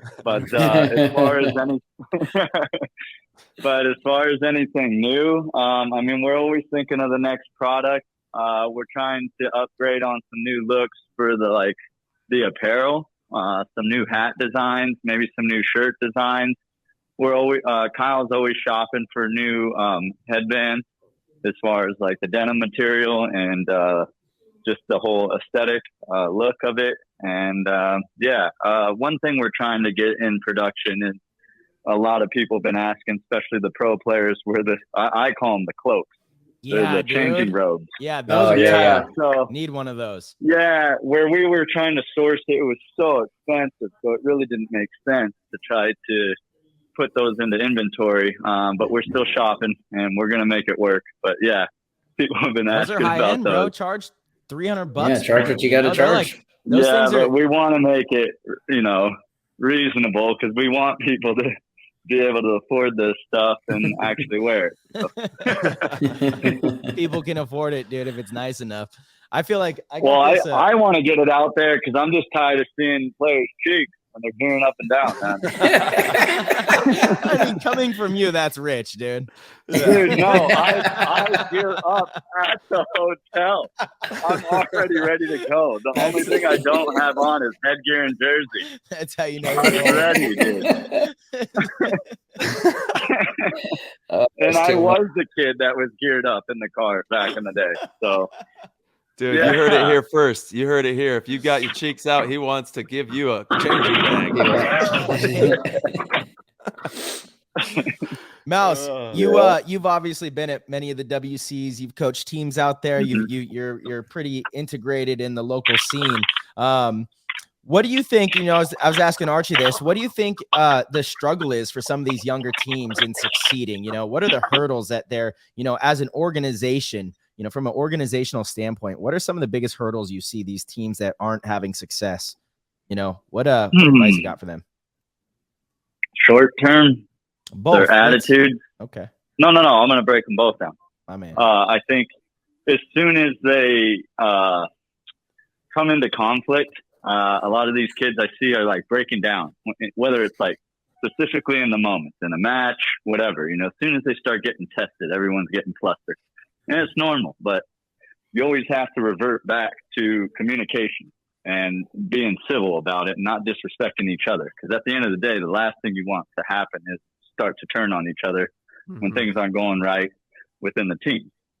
And then long term, I think it's so simple, but these kids just like, I don't know what they expect. Like you really just have to put the work in. I don't know how else to not make it sound cliche, but it's so simple. And to us, like back in the day, that was just a no-brainer because of how much we truly love this game. And nowadays, maybe social media is kind of exposed like the end result for these kids. So they're not sure of like when that timeline necessarily is supposed to happen for them. So maybe they get anxious and they're not patient. But instant gratification. We talked about this earlier. You know, for sure, they want results now. Yeah, because I watched some of those matches this past weekend, and there's not a lack of fundamentals or skill set. That's for sure. I mean, some of these kids are really amazing me. The way they're able to use their body to get to spots, and then the way they're putting people in, and just everything you really need to have as far as a skill set to be an up-and-coming player. But I see them time and time again, they just continue to get flustered when the challenges arise. And I mean, I guess that's a test in life, because that is truly where you're judged, is not from your greatness, but how do you bounce back from the test? So, yeah, I mean, it's a learning lesson for all these kids coming up, and they just have to stick with it, and eventually there'll be a breakthrough if they have the right attitude about it. Mm-hmm. Yeah, and you hit it right on the head with the patience, man. Yeah. You know, one of the things that that's been cool for me to see over the last few years has been because obviously, like, I listen to y'all's episodes, and like, to me, I feel like Mouse is speaking like a seasoned veteran, and he is one, so there's a reason for that. But he's definitely, I think, voicing very high level, deep thoughts in a very simple way. He's explaining them very simply, which really is a testament to how well he understands these things. You know, and again, I don't necessarily, not to say that Mouse didn't know these things well prior to the last few years, but to hear him speak them so simply and eloquently, it really does say a lot about where he's at right now. Dude, his last episode we just did is through the roof. The last episode Mouse was on is through the roof. No, that was actually one of the nicest things. I've heard someone say that I really want to run down this year. So.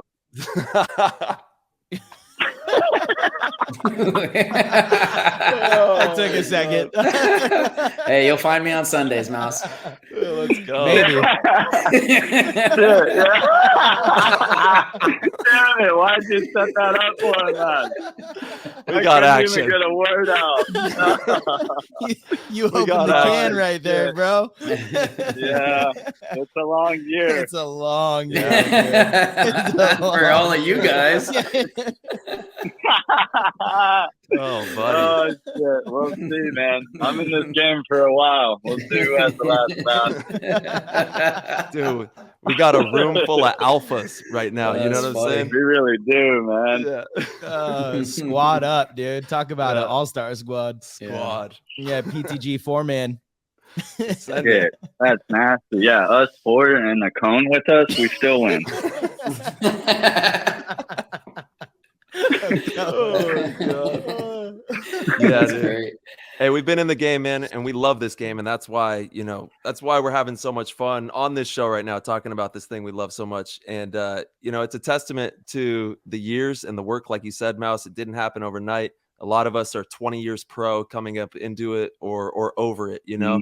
And I think that's, you know, it goes directly with what you just said, is just, man, you got to have a bigger field of vision on this thing. You got to have a bigger view of reality, because I think that it's been skewed through the phone, like you said, and it's not supposed to happen overnight. It's not going to happen overnight. And please enjoy the fact that it's not going to, because it's going to be the best thing for you moving into this. If you want to be great at it, you're going to need all that tough shit that happens. You know, you're going to need the bad, and it's going to feel bad, but it's the best thing for you. And just keep embracing it, growing. And that's how we all got to be playing pro paintball, man. You know what I'm saying?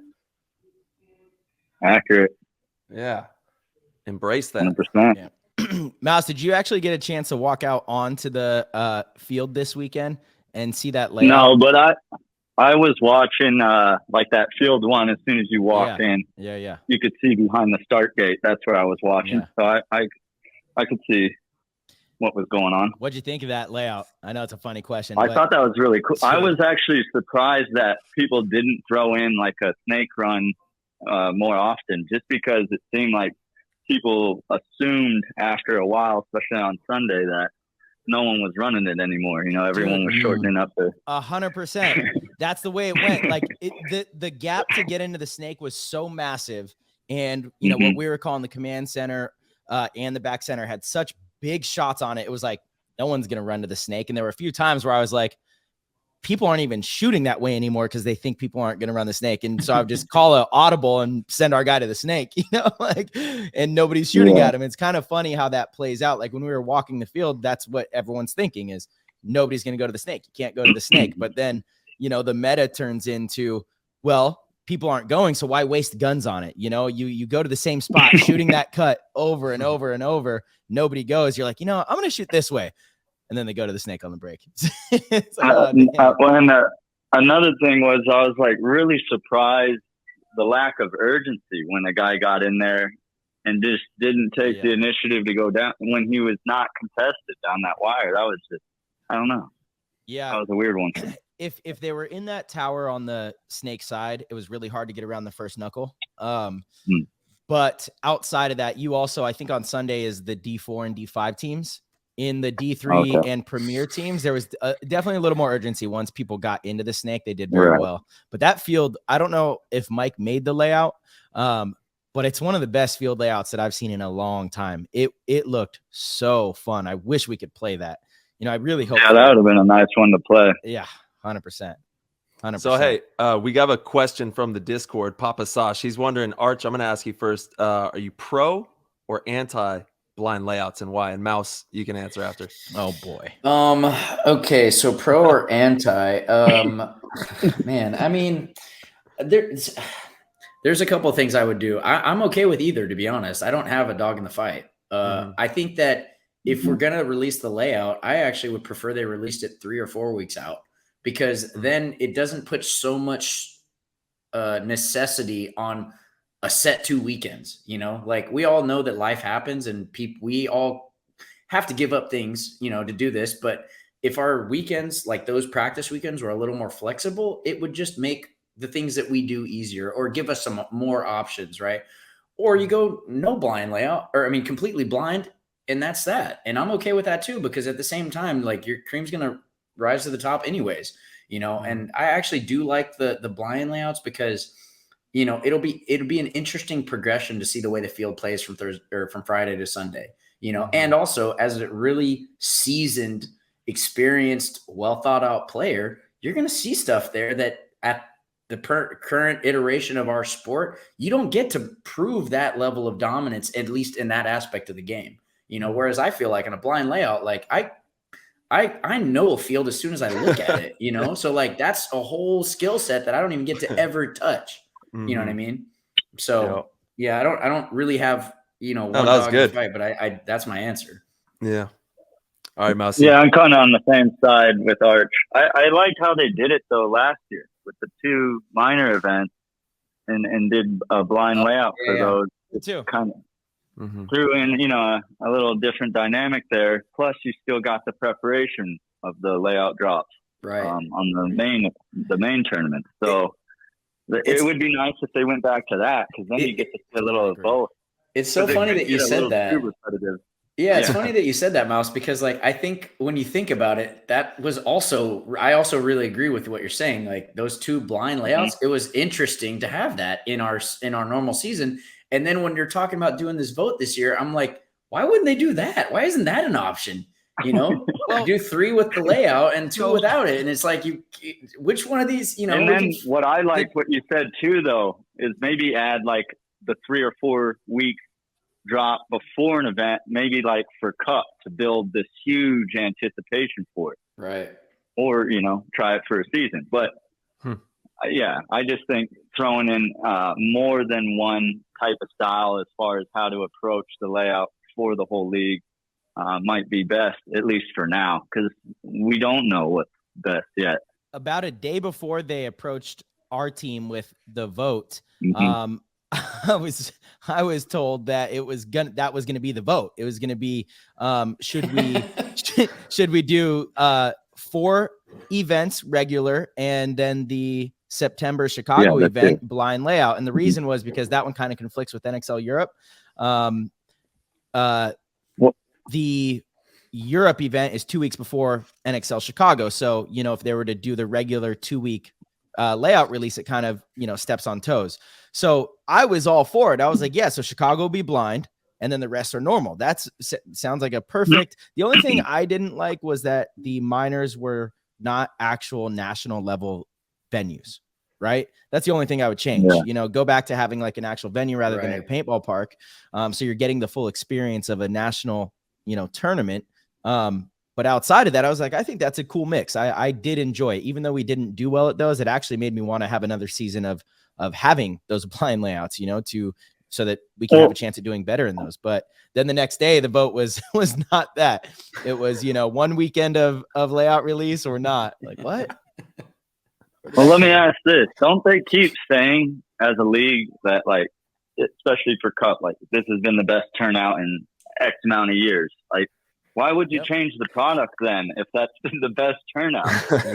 That's what's so fascinating to me is true. It's been growing and growing and growing. And then the other thing that I think about, and I've made this case to Jason and Tom, but it's like, how are you going to let, like, first off, Heat, Dynasty, Impact, these teams that are like mainstays in the league for so long that have basically like carried the torch and promoted the league and like made it legitimate. How are you going to let these bottom 4 teams, 2 of which are brand new, have the same level of vote as a team like Dynasty or a team like Heat or a team like Impact? Like, that makes no sense at all. And on top of that, it should be like a strong majority vote to change something, not like 12-8 or 9-11. It should be like 15 out of 20 say this is the direction, I do agree with that. Mm-hmm. Yeah, dude. We're an experiment, dude. We're getting experiments. Hey, we're the clowns for the show, dude.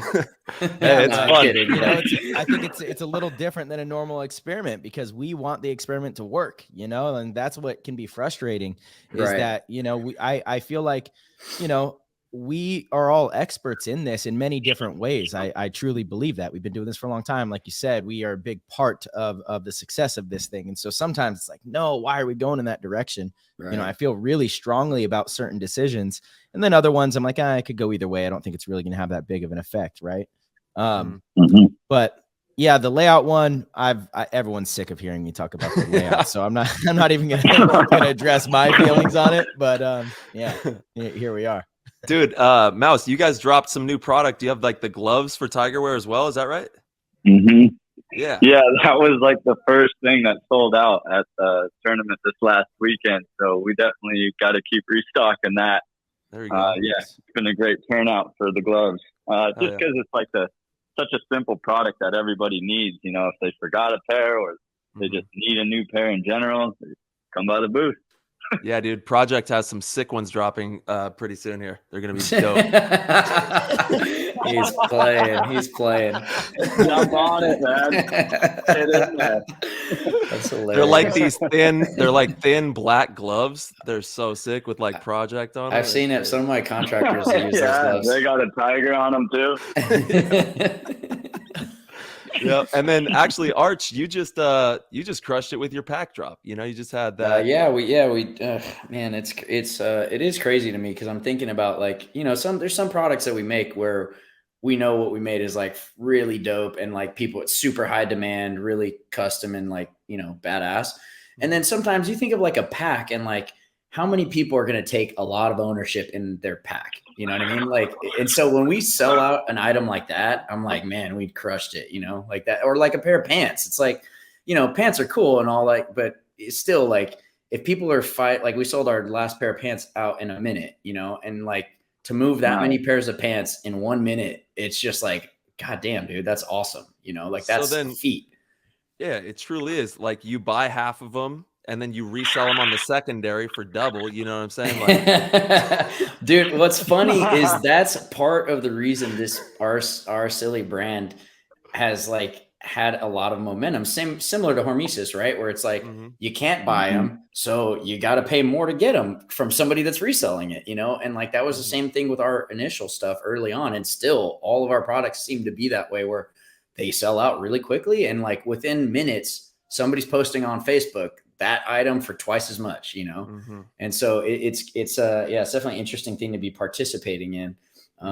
But yeah, like I said, like some of the stuff we put out, it's like, man, we still take risks, sometimes, and it's still nice to, even when we take a shot and kind of maybe in the dark a little bit, to punch it through. So yeah, it's definitely it's been a rewarding experience. And obviously like Mouse, they're doing very similar stuff. And it's a great experience to have people like really genuinely appreciate your products, like people like, like what Mouse said, being at the field, it's work, but it's like not really work. It's not hard work, like people are coming up to you and they're like pumped, to have a small window of your time, you know what I mean? And to talk about something that, they may or may not have purchased from you, or, something that, they saw you do or pull off or whatever, I mean, it's quite, quite an experience, and definitely lucky to have those moments with fans and or customers or supporters in general, Absolutely. I got a question for both of you from the Discord. Shout out to young Stevie. And it's kind of in line with that.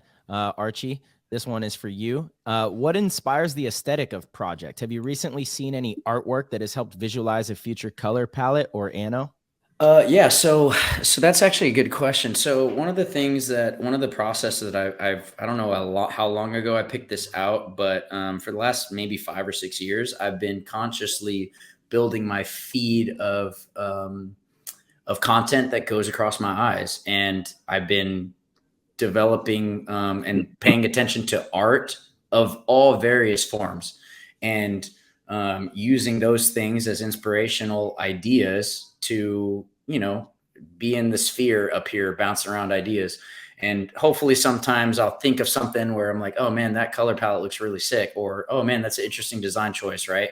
But paying attention to things like that has blended itself to, some of the developing products that we do, and obviously like we have a great designer, Nick, for those that don't know, and I've talked about this before, but Nick Laval does almost all of our graphic design work and a lot of our design, but it is really a 3-man crew where we all get together. We say, all right, this is what we're working on. This is like kind of rough ideas that we may or may not have in our heads.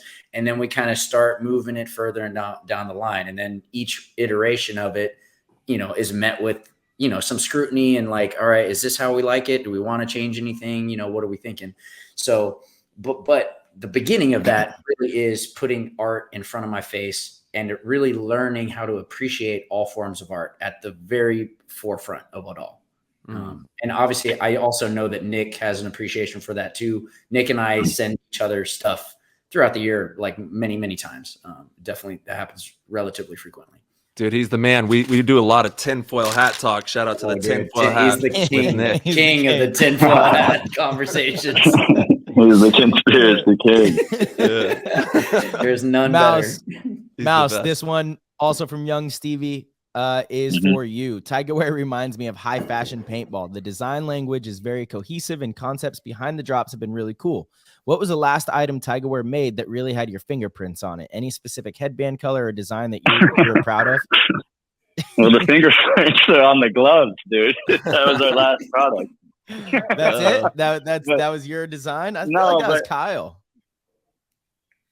I think it was my idea, his design. But no, I mean, he hit it on the head with that one too. We are trying to keep a high standard with all of our products. Totally. And maybe that's been why our progression's been a little slower than others. But we're going to continue to take our time and make sure we get it right. But also, like Archie was saying, sometimes you do have to shoot from the hip and see what works. That way you can go off that and progress from there. But the next thing for headbands, we have this one that has like almost like a pottery color. And that one's been doing really well. We haven't even released it yet, but we've been bringing them to the event and selling them there. But we'll be officially dropping it on the website in the next few weeks. So I feel like the mosaic ones had your fingerprints all over them. They're really colorful. Oh, for ones. Sure. So, and actually, what's funny about that is Meter went with Kyle and found that print. Oh, nice. So shout out to Meter helping us on that one. That was probably one of my favorite ones. That one's sick. That was a really cool one. Was that your guys' first booth that you've ever had, like at a tournament at the WCPPL? For sure. Yeah, that was the very first one. We kind of did like a side thing at the NXL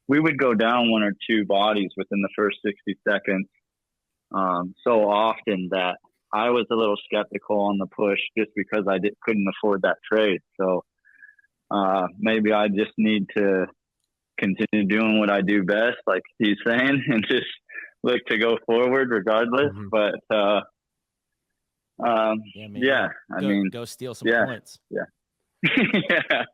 Yeah.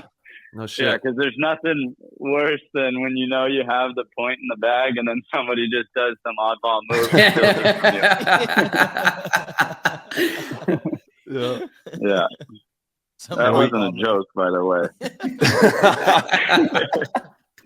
It just gets better. All right.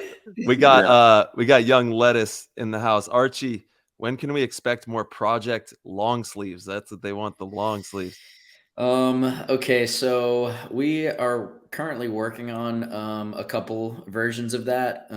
But as you know, those actually take a while to get made, because if you own one, you understand why. But there's a lot of print locations, and each one of those garments is like, it's got some time on it to get it made. So likely a few months probably is my best guess at the next one. We're actually doing a cool collaboration with the Dynasty Champs Club, where they're gonna get. Actually, I don't know that I should drop it. Now that I think about it, I won't, because it's gonna be one of the monthly. There's a little secret monthly gift for the Champs Club members, but that will only be available to them. It won't be a public drop at all. There we go. Tight. But yeah, so hopefully, early summer we'll have another kind of cool iteration of that. That's been a wildly popular product of ours. Yep, young lettuce wants one. He's hungry.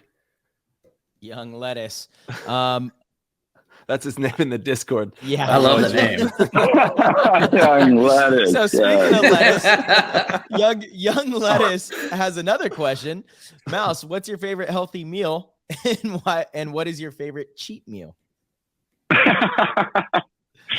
Healthy meal. I'm like a Broadway breakfast guy, so I love egg whites, the oatmeal with a dash of cinnamon, some berries in there, honey, real exciting. I love breakfast too, but I don't know if I've heard of a more boring one. I'm surprised you talked about honey in there, bro. Damn, Yeah. You've upgraded. Yeah, I have a little bit. Yeah.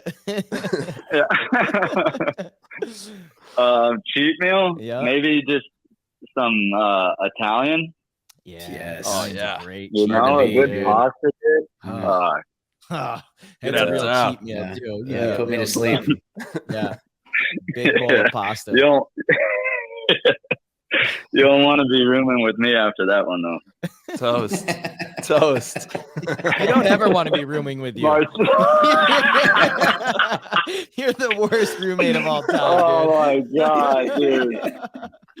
You know what you have to do when you come back? You're the one that almost got us cut, though, for you farting when we were on the Ukrainian team. No, dude, that was you. Yeah. That was Dude, you. our owner was walking up the stairs because he had enough. It's your fart. With your fart. And you decided to go one more on him as he's walking up the stairs. You let one more go. Dude, the delusion on this story is pretty remarkable, because you were in no condition to remember a single thing from that night. Okay, maybe you're right. I was the bulk of the gas for the most part. That's what had him walking away, but you fucking set him off. He was the straw that broke the camel's back was Marcelo. I promise you, it was not me, and he was not Hold on, mad let me at me. break He this. walked away Okay, so upset we've at talked you. about it too much to not break down the story now at this point. So this is like 2014, and Marcelo and I are playing for a Ukrainian team in Europe. Shout out to the Millennium. Hulk Smash. Yeah. Hulk smash. And we're trying to what was do the like name a of the team? Hulk. Ulk. If you're European. We won like 2 or 3 of the events. Yeah, I remember. Yeah. Yeah. So we're trying to have a team meeting, and like I don't know what it was. I'm going off, just lighting it up, farting every 10, 15 seconds. And our owner's like getting upset about it, like because Marcelo's laughing, I'm laughing, and we're not getting anything done in the meeting. So I do like one more that sets him off. He's like, this meeting's done. We're calling it off. So he starts walking away. And Marcelo out of nowhere, who hadn't had anything the whole meeting, just ripped one. And the guy like stops in his tracks for a second, but doesn't even look back at us. It was kind of like, wow, F you guys. And just continued to walk off. And Marcelo and I are just dying, man. Dude, I love that organization. So we actually won we won the pro spot, and the owner ended up selling the pro spot, and basically went and donated all the money to help fund the war in Ukraine at that time. Here we are almost 10 years later, and they're in another one. Yeah. Wow. But yeah, that was a funny weekend, dude. That was a funny weekend. Yeah. So the trick, if you're rooming with Mouse, anytime you like get back or get out of the shower, as soon as Mouse gets up, you just need to trade your pillow with his, because he definitely wiped a booger or something on your pillow. So you just have to go and put it on his bed, and then he sleeps in it and doesn't even know. Somebody help us. Somebody help you. That's what you're warning them. That's the least of their worries. Yeah, I want to hear a funny story. You didn't think deep enough on that. Yeah. So the first time I played with Dynasty, this is a funny story. The first time I played with Dynasty, I got picked up in the middle of the season. We went to DC to play a 7-man event. And at the time, now we do like a random room draw. So you just draw out of a hat who you get. Well, at the time, it was more like a buddy system, but I was a new guy. So I'm low guy on the totem pole. They stuck me with LJ, Chuck Sweezy. And this was back when Chuck Sweezy was quite the partying man. And get him, Chuck. The first morning I woke up, first off, I woke up in the middle of the night because he came stumbling in, like drunk and just swearing, saying everything, whatever, keep me up. And then fast forward a few hours, when I wake up in the morning, I look over to my right and there's no covers on him and he's butt naked. I'm just like, fuck, dude, really? This is my roommate. Sweet. Dude, Lord Schweezy in the house. That's funny. Welcome to the squad. Yep. Welcome. Oh, man. Yeah, my dude, he's like completely changed his ways and is, I think he's having a kid. Yeah, that's right. Yeah. Oh, man. Yeah, this was a long time ago, obviously. Yeah. Early 20s, you know what I mean? Rip City, it is what it is. But congrats to people don't forget. People don't forget. Let them know, dude. All right, people don't forget. We got the meme machine, Matt. He's got the same question for both of you guys. With Snake being your preferred side, if you had a 1v1 showdown, the D side, who would win? Let's hear. Let's get this thing going. What do we got? That's easy. That's easy. I mean, what are we gonna do? I've won MVP on both sides. So is Mouse. Has he? Chicago Dorito side. I got. Because he couldn't play the Snake. Let's not speak too soon now. All right, we're not back on Addicted. What? Good art, taking the 50. Shout out to Trauma Head Sports. I guess who's the money on? Who's smart money on? Jeez, that's a battle. I don't know if you go it's out tricky. Of like we got such 10, different playing style. If you go out of 10, that's gonna be close. Yeah. It just depends. Mm-hmm. On what? Am I shooting GI and he's shooting HK? Shots fired. Jesus. I'll double down on myself. Hey, well, if you ask Mouse, he's the greatest player ever. That's right. Easy question. Dude, I will say we won a lot of tournaments with HK in 2020, 2021. So yep, it's flying. Shout out. Let's go. But we've won we've won even more with GI.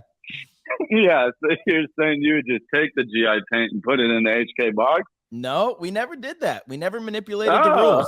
Truly didn't. No way, buddy. Truly didn't. I don't think there's a rule behind that. That's just moral. Depends on what your contract states. Yeah, Oh, that's the true. rules. Oh, that's a team contract, not for me. Mouse has his own pack, special paint, Right, man. his own cooler. Come on, man. You ever see me tag my sponsors in a post? He's on fire right now. He You know is, what, he's punching. dude? I will say it's very important. The paintball, right? You got to be shooting a great ball. Paintball's super important. And I will say this also, HK's paint has been on point. What we're shooting out there in Florida was great. I know the GI stuff's been great. And it's been fire. Dude, at this point in time, it's crazy to me that they're like, we've been playing pro for so long. And like one of our variables, that'd be like the basketball players are like, yo, my basketball ain't just hitting today. You know what I'm saying? Why do I have this outdoor ball right so now? Like, true. this doesn't make sense. Like each possession, it's a different ball. Yeah. Well, that's a part of the artistry of maintaining your paint too. Like that's because you're totally right. Like your paint can make or break your performance for sure at an event. But like some of that is the nuances of picking the right paint on the truck and then also babysitting it, until it fires out your gun. Cause that's also, that's a whole other monster, And that's I saw players this weekend really quick. They're literally, and these are premier players. These are like, people equate some of the premier players at the WCPPL to semi-pro players. They're standing. It was Kyle's team. No, it wasn't. It was Brandon Short and Scott Kemp. How do I forget? I forget? It was the Bloodhawks. They were at the taco truck with their packs on, fully loaded before their game, getting tacos in the sun, packs fully loaded. Paint management. It was the Bloodhawks. And they know better. They know better. They didn't do so well. Maybe that's why they're eating tacos with their paint in the sun. And we were talking about this earlier. Remember, Arch, all the many different little facets. Exactly right. Paint management is a huge one, and it can make or break your tournament. If you're not taking care of that paint, you're done. Absolutely, dude. How did who all was on the Bloodhawks? I know Scott was playing because I saw it on his story, but who else? Brandon Short, Scott Kemp, Trost Lord, Mike Mesa, Dan Norcross, Kenny Rosenberg, the Trost Lord, Danny Lincoln. He's that's the Ryan HK Martin. Video dude, right? Yeah, HK Video dude. Danny's Ryan the Martin. man. God, I think I just named 7 or 8 players. Yeah, but they had a good team. That's a great team, right? Absolutely, yeah. And honestly, they just kind of got stunned the first day. They went 0-2, and then the second day they played like they should have played, and it just wasn't enough. They won both their games pretty convincingly, but they barely missed the cut. Yeah. So I mean, I think they'll be fine the rest of the season. That's definitely a good team. Short, Scott, they're both still really good. Dan Norcross. He's going to be good. He hasn't played in a long time. You could kind of tell he's a little rusty, but I thought he had some pretty solid events, at least with the Ironmen. 2020 in Vegas specifically, I remember he played really well for them. Mike Mesa's phenomenal player. Yeah, he can play. He could play. So they'll be good for sure in that division. Yeah, the Hawks, man, they're coming through swooping. All right, yeah, but TIGERWEAR won. They're wearing the TIGERWEAR jerseys, Mouse. The whole deal. TJ That's Bastards. Right. Yeah, Shout out to the DJ Bastards. Yeah, those kids are playing really good. I love the name. Yeah, I don't understand the name, but those kids are playing good. Rocking and rolling. Yeah, that kid Angel has gotten so good. He really has. I played with Angel 2 years ago down in Mexico. He's come a long way. He's their snake player. Angel, I think Frutos. And he's a stud. He's a good kid. He's young too. I think he's like 20, 21, maybe 22. And then then they have Corey Hall, Kerrigan Colwell, who Kerrigan's been playing some of the best paintball he's played in a long time. He's kind of like a long-time journeyman, never really broke into the pro ranks. He did play for the Latin Saints, I think, an event or two last season, but outside of that, he's just kind of been around for a long time. And then I think Corey's actually playing some of the best paintball of his career. So they were solid for sure. So they let you, like, how many pros can play on a roster then? 1. Okay, got it. Yeah, but it's only a certain amount of points. So if you have over 8,000 points, you can't play. I see. You're good, Arch. I don't even know. I don't know the point system. I don't know how that works. Archie is What are certainly we not at? good. We beat the game, Arch. We're at 9,600. The game's over. I almost made the cut. I was gonna say, Mouse, pretty soon you'll be able to play. One more event. We'll pick you up. The Vegas boys will take you. Oh man. Dude, it's good to see them back too. That's awesome. Oh my God, I love hanging out with them, dude. I love the Vegas boys being back, the old LTZ guys, and they got obviously the new blood on the team. I absolutely love the squad. It's a good squad. Yeah. Hey, we got Osborne for this. Archie and Mouse, both of you have found success both on and off the field in business and brand building. Do either of you have any advice for someone trying to start and build a brand? Archie, you want to go first? Yeah.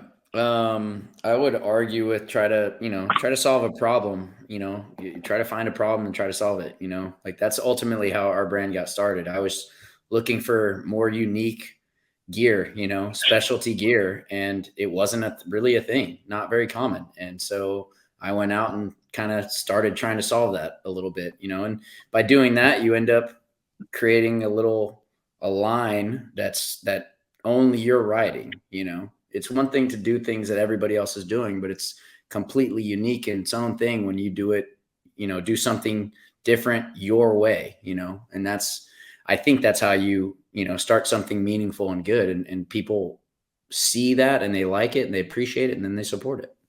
And you got to take the jump. It's not going to be easy. Right. Absolutely. I mean, ultimately you got to be okay with taking risk too, Yep.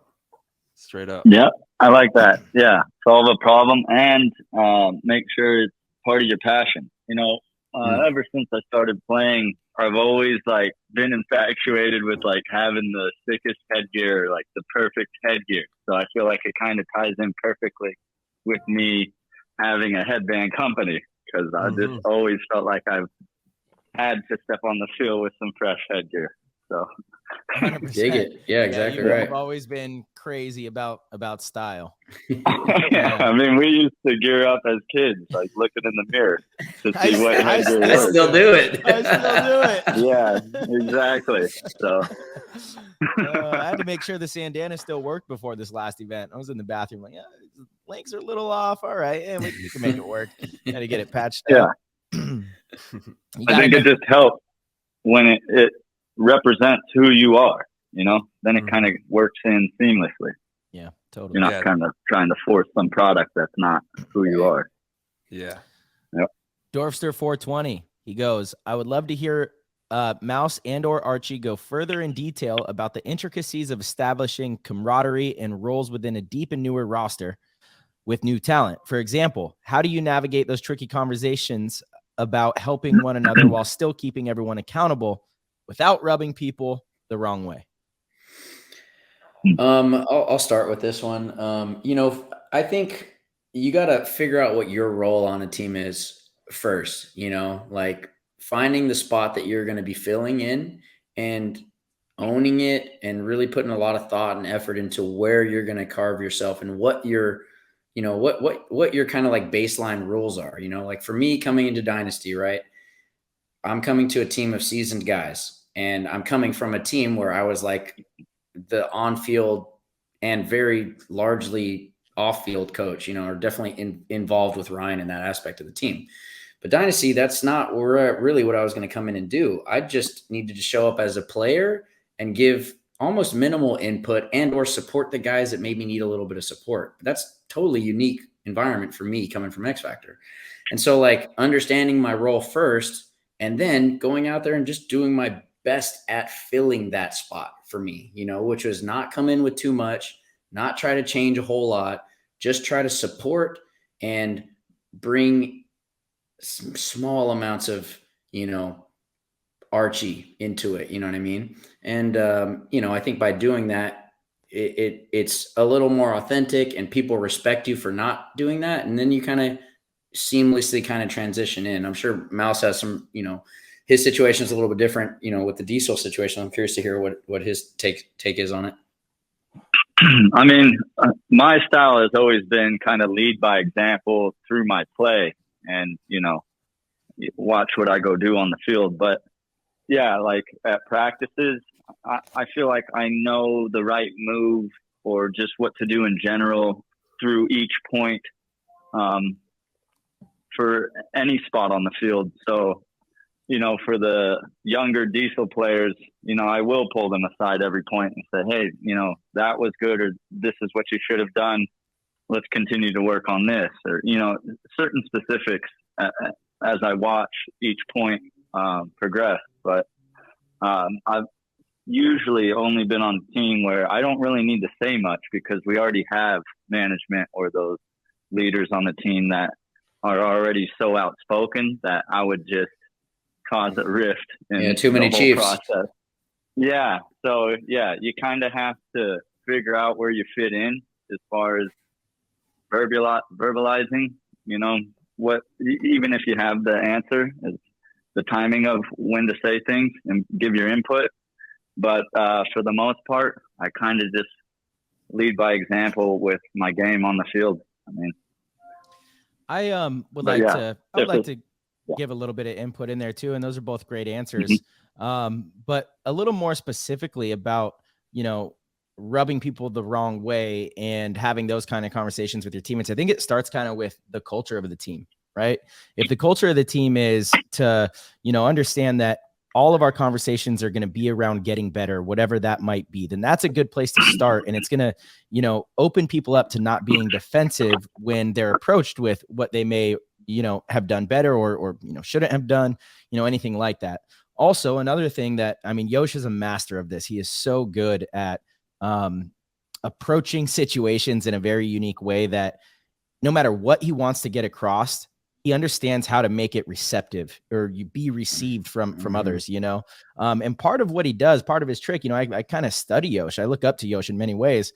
He'll, instead of telling you what you should have done, he'll actually just ask you, if there's a mistake there, he's like, hey, do you think that this would have worked?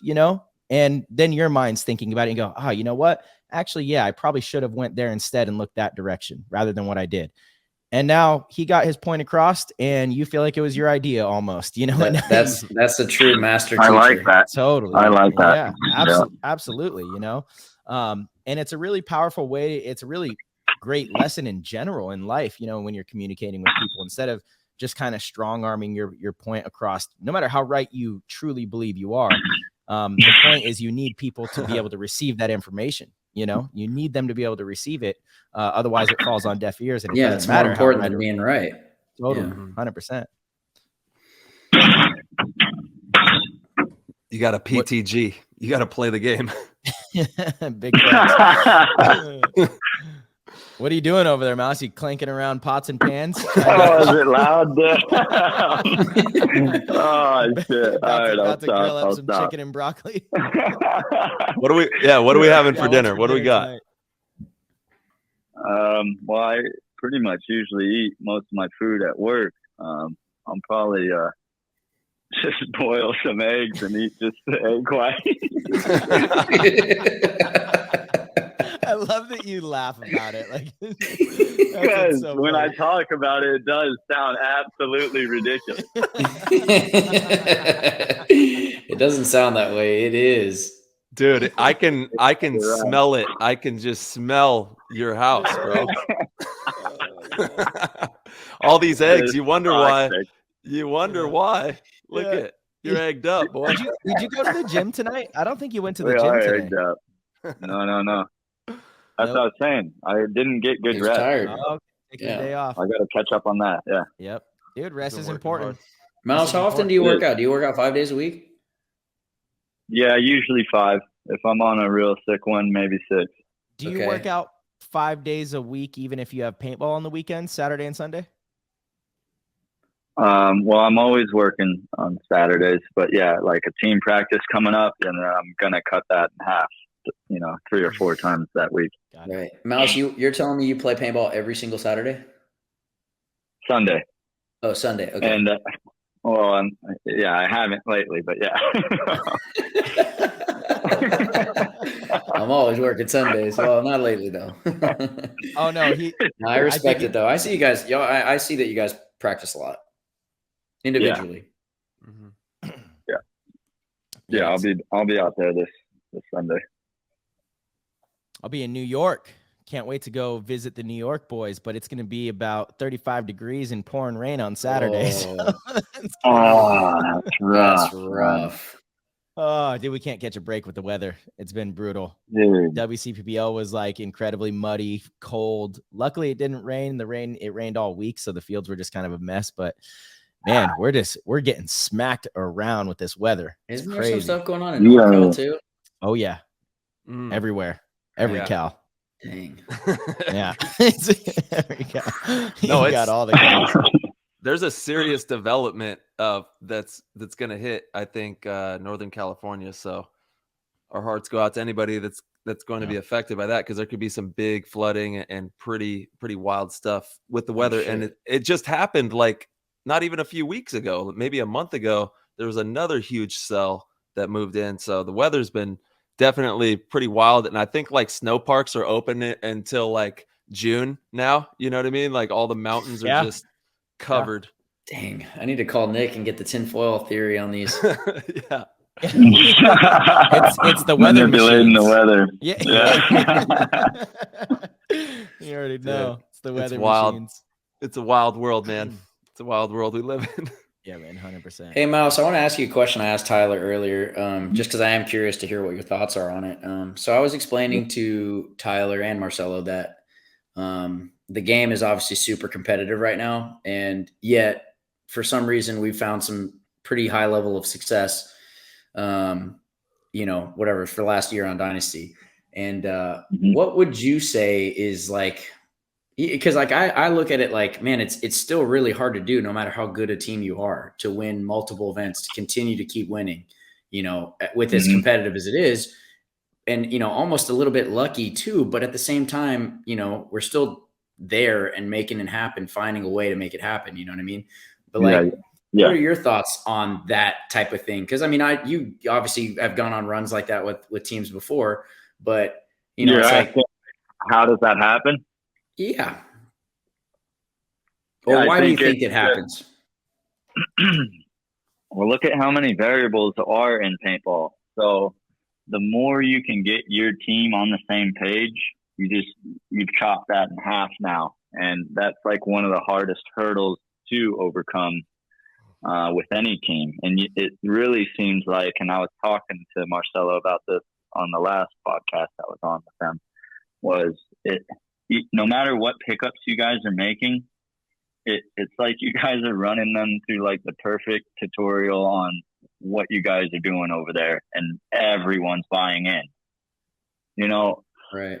When guys are like giving their opinion too much, especially against the coach's ideology or really anything that the team's trying to accomplish on any given layout or tournament, that's when more problems are going to occur.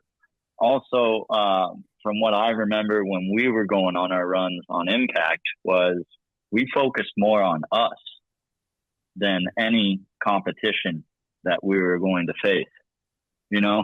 I think people get so caught up on the scouting report, which is good. Obviously, you can take away something that a team's doing very repetitive, and especially if that's where they're getting their success from, you can really, take that team's firepower away by diagnosing that. But I just think when everybody's bought in and everybody trusts each other around them, and you're focusing truly on your team, then you've mitigated all the distractions that go on within the tournament. Yeah, it's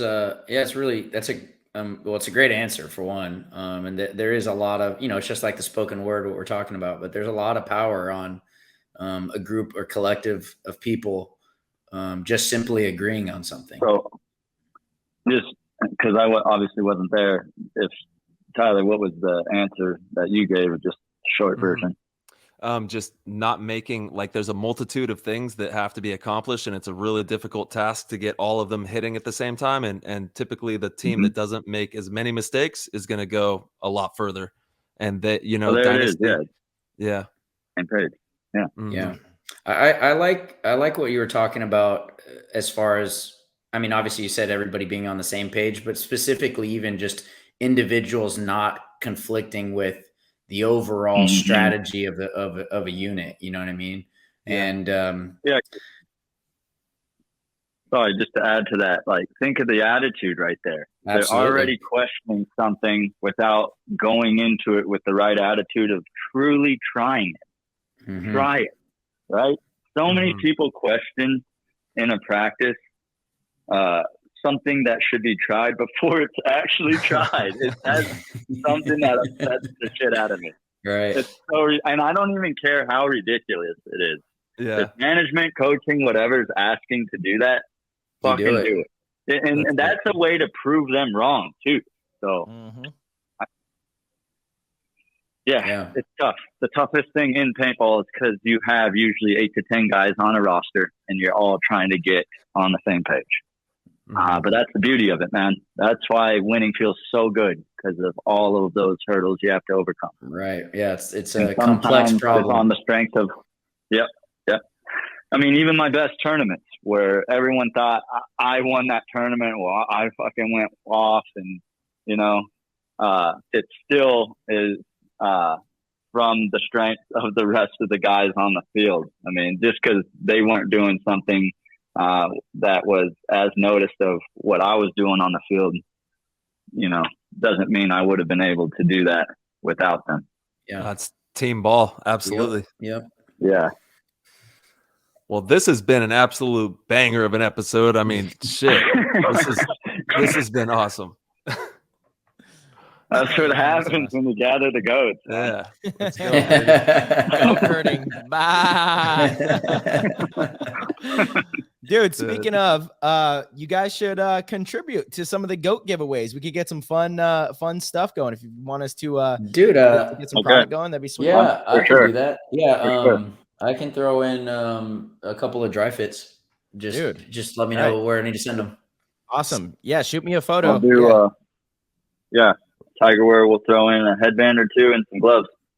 Dude, legendary. Awesome. Holy Sick, shit. boy. And we actually have for everybody listening, we have a goat meeting that's happening on Wednesday, the 29th. You're probably listening to this right now. So if you want to become a part of that, just go over to the website, ptgpodcast.com, click that orange link, and you can join our community. And thank you guys, man, for both hopping on here, for everything that you guys are doing in the game. It's tremendous. We're all in this together, and it's just fun to shoot the shit and have some fun talking about paintball with everybody.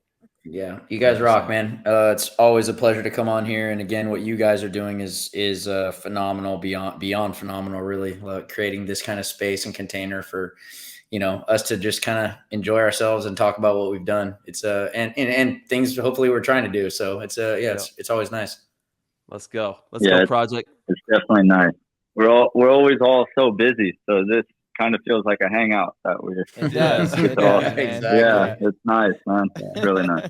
Hell yeah. Well, we have our new resident DJ in Kid Arch, and new PTG resident host in Young Mouse. So we're set, dude. We're set rocking here. Let's go. To the moon, baby. Nice. Archie, you got to play something for us next time. That should be the next on here on the stream. Not, nice. Yeah. I'll work on a little something. Get in there. That'd be tough. Actually, that would be cool if you played for me, you know, as the DJ when I'm on when he's on the show, I'll play the background. I'm down. When I'm taking the trophy at the tournament, you know how they have the DJ? That was so funny that he couldn't even say it.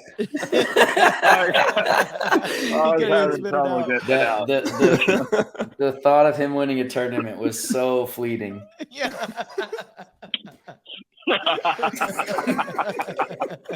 Oh, man. It's all good. You'll be back. Dude, I love you guys. This is the best. Yeah, thank you guys. Y'all have a good one. All right. Yeah, Boys. everybody be safe. And before we let you guys go, let everyone know about, you know, where they can find TIGERWEAR, where they can find Project, and then we'll sign this thing out. Yeah, for us, our Instagram page is the best way to keep in touch. That's where we announce all our drops and times and stuff like that, and sneak peeks at what we've got coming. And that's just project__PB. And it's linked in my Instagram as well, and I think Ryan's as well. So if you're following either of us, you can look at our bios and see it there as well. There we go. tap in. Yeah. Anything new we got cooking up, it's always on the Instagram, TigerWear Co. And then, of course, the website when we drop things, TigerWear.co. Let's go. Easy enough. Love it. Much success to both of you guys, and have a great week. And we'll see you. It's going to be a month to the tournament, so we'll see each other soon. Yes, sir.